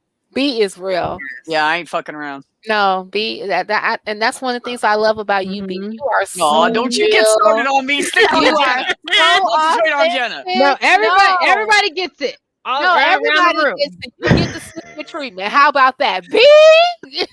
Oh my goodness, B. I felt it the moment I saw and met B too, so I believe it. No, B, you are so authentic and so real, and I just I admire you too, and I love every time that we even get a chance to interact, and I love how you are so open to give the floor to other people on your platform, that they can just be who they are. That is so, and I mean, and you're even a person that, you recognize like, okay, well, I'm not in this person's shoes, but I'm willing to listen. Like, how much that means? I don't know. It's just the right way to be, baby. That's all. I know, but don't everybody get it. So when you actually come across it, it's like, what the hell is this? This is great. So no, B. Love. Thanks, baby. I feel the same way about you. I feel the same way about all you guys. I love all of you for different reasons, but I really do. And Maya, I ain't known you for a long time, but girl, you got it going on. Maya, you next. Maya's awesome, you man. like you got it going on, and I love that you are a risk taker, and I love that your insights as well. I mean, they're so helpful. And Jenni, I just met you too, but I love that you're an authentic person. I love that you being who you are, and I just love that you're being here. I just love all of you. She is. She's right? Like love bug over here.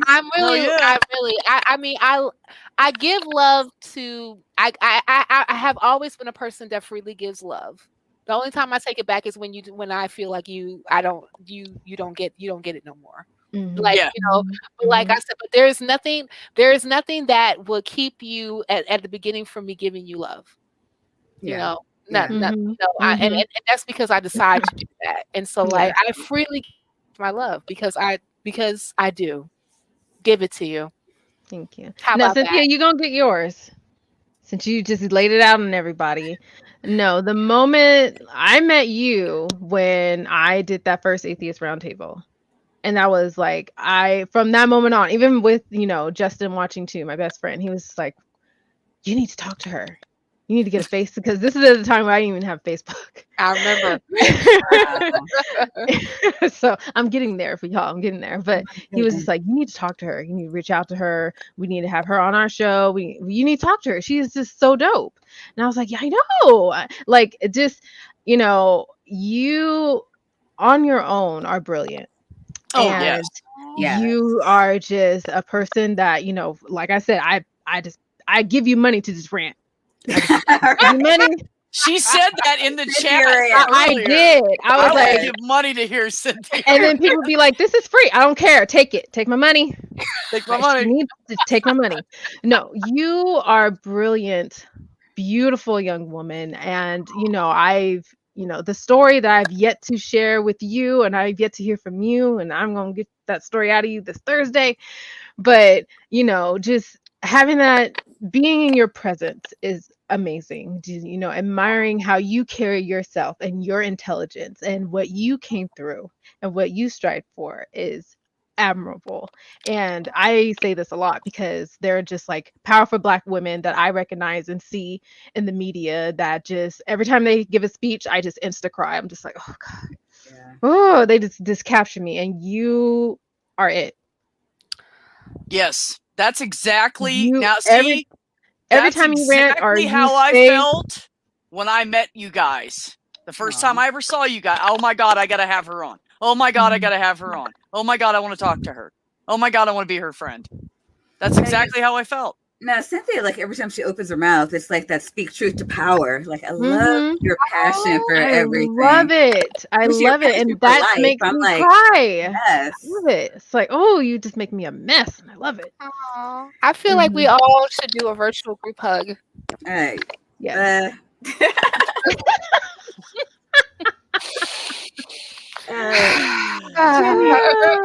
Oh, Jenny's turn. First time, I know, Jenny, it's the first time I've You been know on what a I like stream with about you. Jenny? She's a perverted smartass, and it's funny as hell. But I'm telling you, you get her on a tangent of something she knows about, and she will fucking lay down that shit to you. Jenny's smart. Like, You know what? she I can don't be see so her. funny, but man, the shit you know, Jenny. Oh my smart. God, you blow my mind sometimes.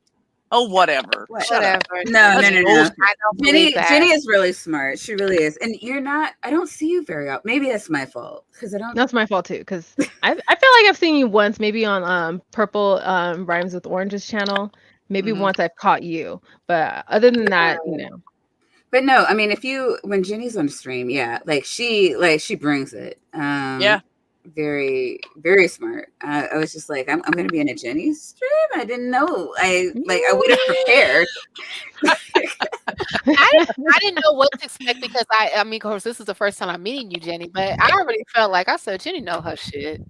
Oh, she does. Yeah, I mean, like, she does. She tries to play it off and make perverted jokes and try to act like she don't know shit. I live for the part of her perverted joke. I know. Part of her charm, I love the perverted jokes. I need more perverted jokes in my life. How about that? No, You can And if you're not friends with Jenny on Twitter, you need to follow her because she says some fucking funny shit. Okay, I know that I sent, like, you know, Jenny, I sent you like my Twitter handle, so I will follow you back, like, because yeah.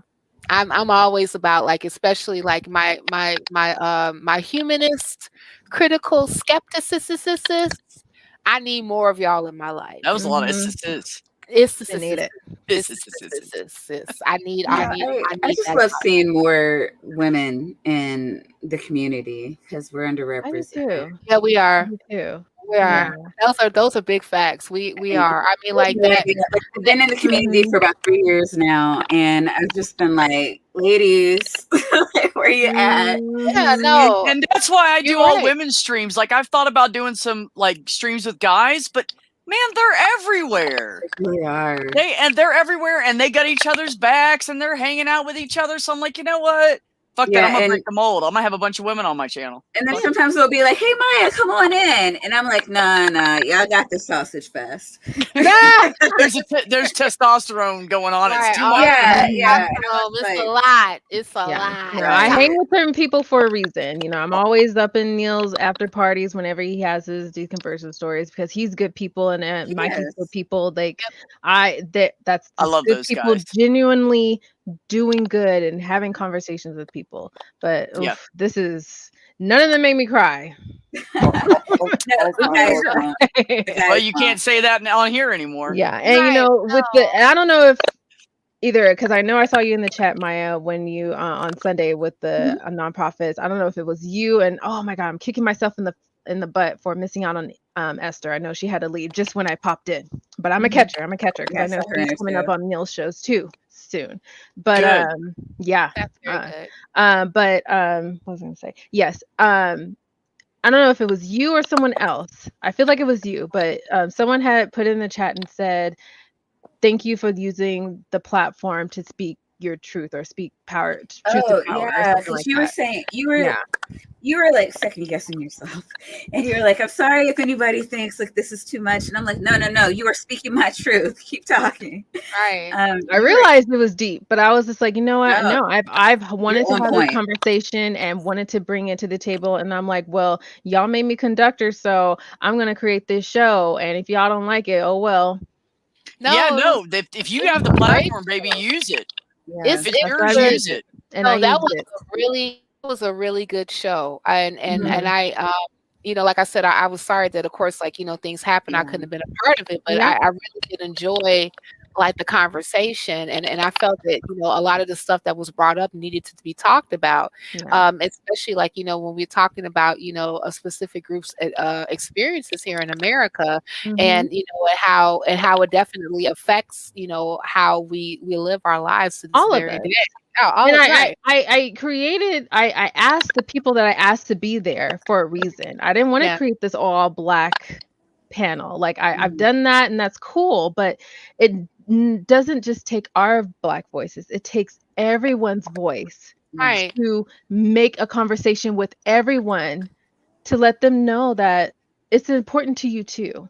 Mhm. Yes. Because this is not just an issue for black people. It's an issue for everyone. Right. And I'm not gonna go all hashtag all lives matter, because no. No, we ain't Black doing all lives that. matter. We're not Yeah. doing all that. Yes. But the lives of black people matter because it's important to all of us. Yeah. It is. Yeah, Absolutely. you're right. You're absolutely right. And I mean, but that was made a more robust conversation, even having other people like chime in with their particular experiences. Yeah. And actually, That and was I the point I was like, trying to do. yeah, and you did a great job, you know, and so it was so good to actually have like, you know, other people on the stream talking about these particular issues that have come from other groups, Mhm, you know, because like that makes the conversation more holistic, and even and then people who may not necessarily been privy to certain experiences that black people have can walk away with something like, I did not know that. They took You know? something from that. Right, exactly. And That's I all. mean, and even like, you know, and I think that sometimes it even hits home when you have a bigger a bigger portion of, as far as like, you know, people are on the panel, Mhm. so that, you know, we can, so like, you know, because like of course like it's so easy to, you know, to slam all shit, you know, that we deal with, you know, as black folk, right? Yeah. You Yeah. know, but at the same time, but we know that in order for anything to change, you have to have allyship. That you got to have the buy-in from other groups. Yes. You just do. Yes. And you Yes. know, and so like when you all are brave enough to have these conversations with more people who may be outside of your group, that's when you can actually start to get that light bulb on with other people, like, well, maybe this needs to be addressed. Exactly. Absolutely. Absolutely. My God, that turned deep. You guys, I did not expect I love you it. to say. I love You it. guys- Oh, Jenny, please you guys talk. intimidate the fuck out of me. What'd you say? I said No. you intimidate the fuck out of me. Oh, what? Oh, please, baby, you're brilliant. Don't you You ever guys get are intimidated. so smart. You're so young. You're so powerful. I have a hard time keeping up. Aww. You guys I need to are listen to Aww, I've Jenny. never heard Jenny say anything like that. That's a huge compliment, ladies. Jenny. Very sweet. You know, eventually Jenny, when I do get my Twitter, I will. yeah. Look, Jenny, I'm you gotta get on the trying Twitter. to keep myself from saying your name like Forrest Gump. So Jenny. Jenny. But Jenny, Jenny. run, Jenny, The run. most beautiful name I've ever heard, Jenny. Sometimes there's just not enough rocks. That is my favorite line in the whole movie. Sometimes there's not enough rocks. Right. Yeah. I just felt like running, because like I feel like that now, like it's cold and it's winter and I'm all bandaged up and I want to go jogging so bad. You holding up good? You're doing good. I finally see your face, so I know you're doing good now. I mean, yeah, I graduated to showing my face on camera. Yeah. For a while, it was just an avatar. I was just like, no, I'm just so unsexy right now. Whatever. You are getting an avatar, and that's it. How about that? Like, You're no. beautiful. Oh, thanks. Can't even imagine you not being I used beautiful. to not be willing to go on unless I had my hair all perfect and my face done, and fuck that. Oh yeah, me too. Yeah. Hat. I'm done. Right, like, I mean, like, well, at this point, like, you know, I'm glad that I watched a couple of tutorial videos on how to wrap my head. So There you go. yeah, that's YouTube is important. good for I that know, stuff. right? I I learned know. all my stuff on YouTube. Talk about it, right? It's including Cheba powder. Have you heard of Cheba powder? No, what is that? It's this particular powder that comes out of like I forgot which African country, but it's from a plant that people are starting to put into different hair products like essential oils and also like, you know, other hair products to kind of help, you know, ethnic hair grow. Spell that word. Chebe. Cheba. Okay, go ahead. Yeah, so no, I purchased like this this oil that actually has like the Cheba plant powder in it, and it makes my hair feel all nice and squishy, you know, and like once I get like, you know, like a good squishy hair texture, I feel like I'm doing something with my life. So there you go. And you know, there's a link to a video for it. Oh, lovely. And you know, Ox, yes, I admire the natural beauty of women, of anyone. You know, and how can I say this? Because it's so funny because I when I was like going into getting all my tips and tricks off YouTube about makeup, I ran across this one.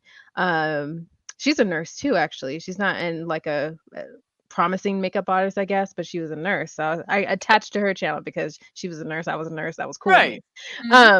But she dealt for so long with, you know, and she's Black. She dealt with so long with, you know, discoloration on her face, like raccoon eyes and, you know, splotches, things like that. So, you know, women utilize what they can, makeup, to conceal and present themselves the way they feel inside. Right. So yes, I don't talk against women that wear makeup. I don't talk against women that do not. I feel however you want to display yourself as how you feel on the inside, if that's your true self, whether it be makeup, whether it be wig, weave, hair, natural, whatever, work it. Right. It's you. It's you. It's you. I think how you demonstrate yourself outwardly and that's how you feel on the inside, that's natural beauty to me. Facts. Well, that's it. I'm taking off this blotch on my face that I used to put on with makeup. No. And sometimes I go back and forth. Should I put on makeup for a stream? Should I not? I mean, like, you know, it's more like, how close is my makeup bag before it's time for me to get online? Hey, I'm still in my after work makeup. So, I did the very first stream. I just changed the shirt because I was like, I don't want to have my uniform shirt on. I tied up my head, people. Like, she still gets scrubbed on from the waist down. I do. See, I knew it. That's okay. I'm naked from the waist down. It's fine. Nobody knows. I have on shorts. So it's all I'm good. not. I mean, I kind of wish I can show you like my Ugg boot. No, they're not like Ugg boots, but they're like you know how like some people have like, you know, house shoes that are like that look like Ugg-ish. I have Dr. Who Uggs on right now. So oh wow. Doctor Who Uggs. Cute. I like it. Cute. Yeah, it's be you, baby. It's all man. And I think that's what we should all take away from this stream. Yes. In 2021, people, no matter what your lot in life is, above all, be you. Oh, matter of fact, I think that James Baldwin says it best. I've been reading this book, Trial by Fire. Oh, nice. Yes, and I remember like I'm going to start using this quote at the end of the streams that I do for the 13%. Like once we go back online. There it is.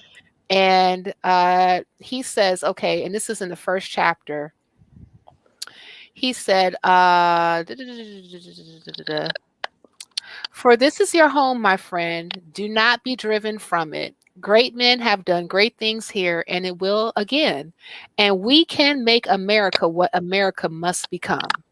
It will be hard, But you come from sturdy peasant stock, men who picked cotton and dammed rivers and built railroads, and in the teeth of the most terrifying odds, achieved an unassailable and monumental dignity.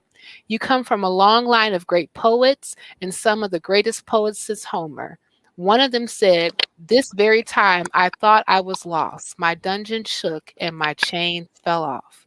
You know, and I know that the country is celebrating 100 years of freedom and 100 years too soon. We cannot be free until they are free. God bless you, James, and Godspeed. Nice. Nice. That's beautiful. Mm-hmm. Yes.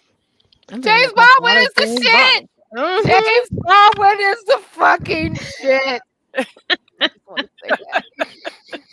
That's it. That's stream. That's All right, yeah. All right, Put it out. we better stop there because that was really fucking good. What do you follow that up with? I know, right? like I don't you know. drop a James Baldwin quote, all you can do is just go home. I ain't got no. Hell, I ended the show with the James Baldwin quote on Sunday. You really did. Did you? You totally did. Both me and Mikey did. I was like, that's it. Because it's appropriate. It's my job. That's what you do. I like the Alex Baldwin quote. You'll love my sweaty balls. See? That's the Jenny I'm talking about. There it is. There she is. Jenny!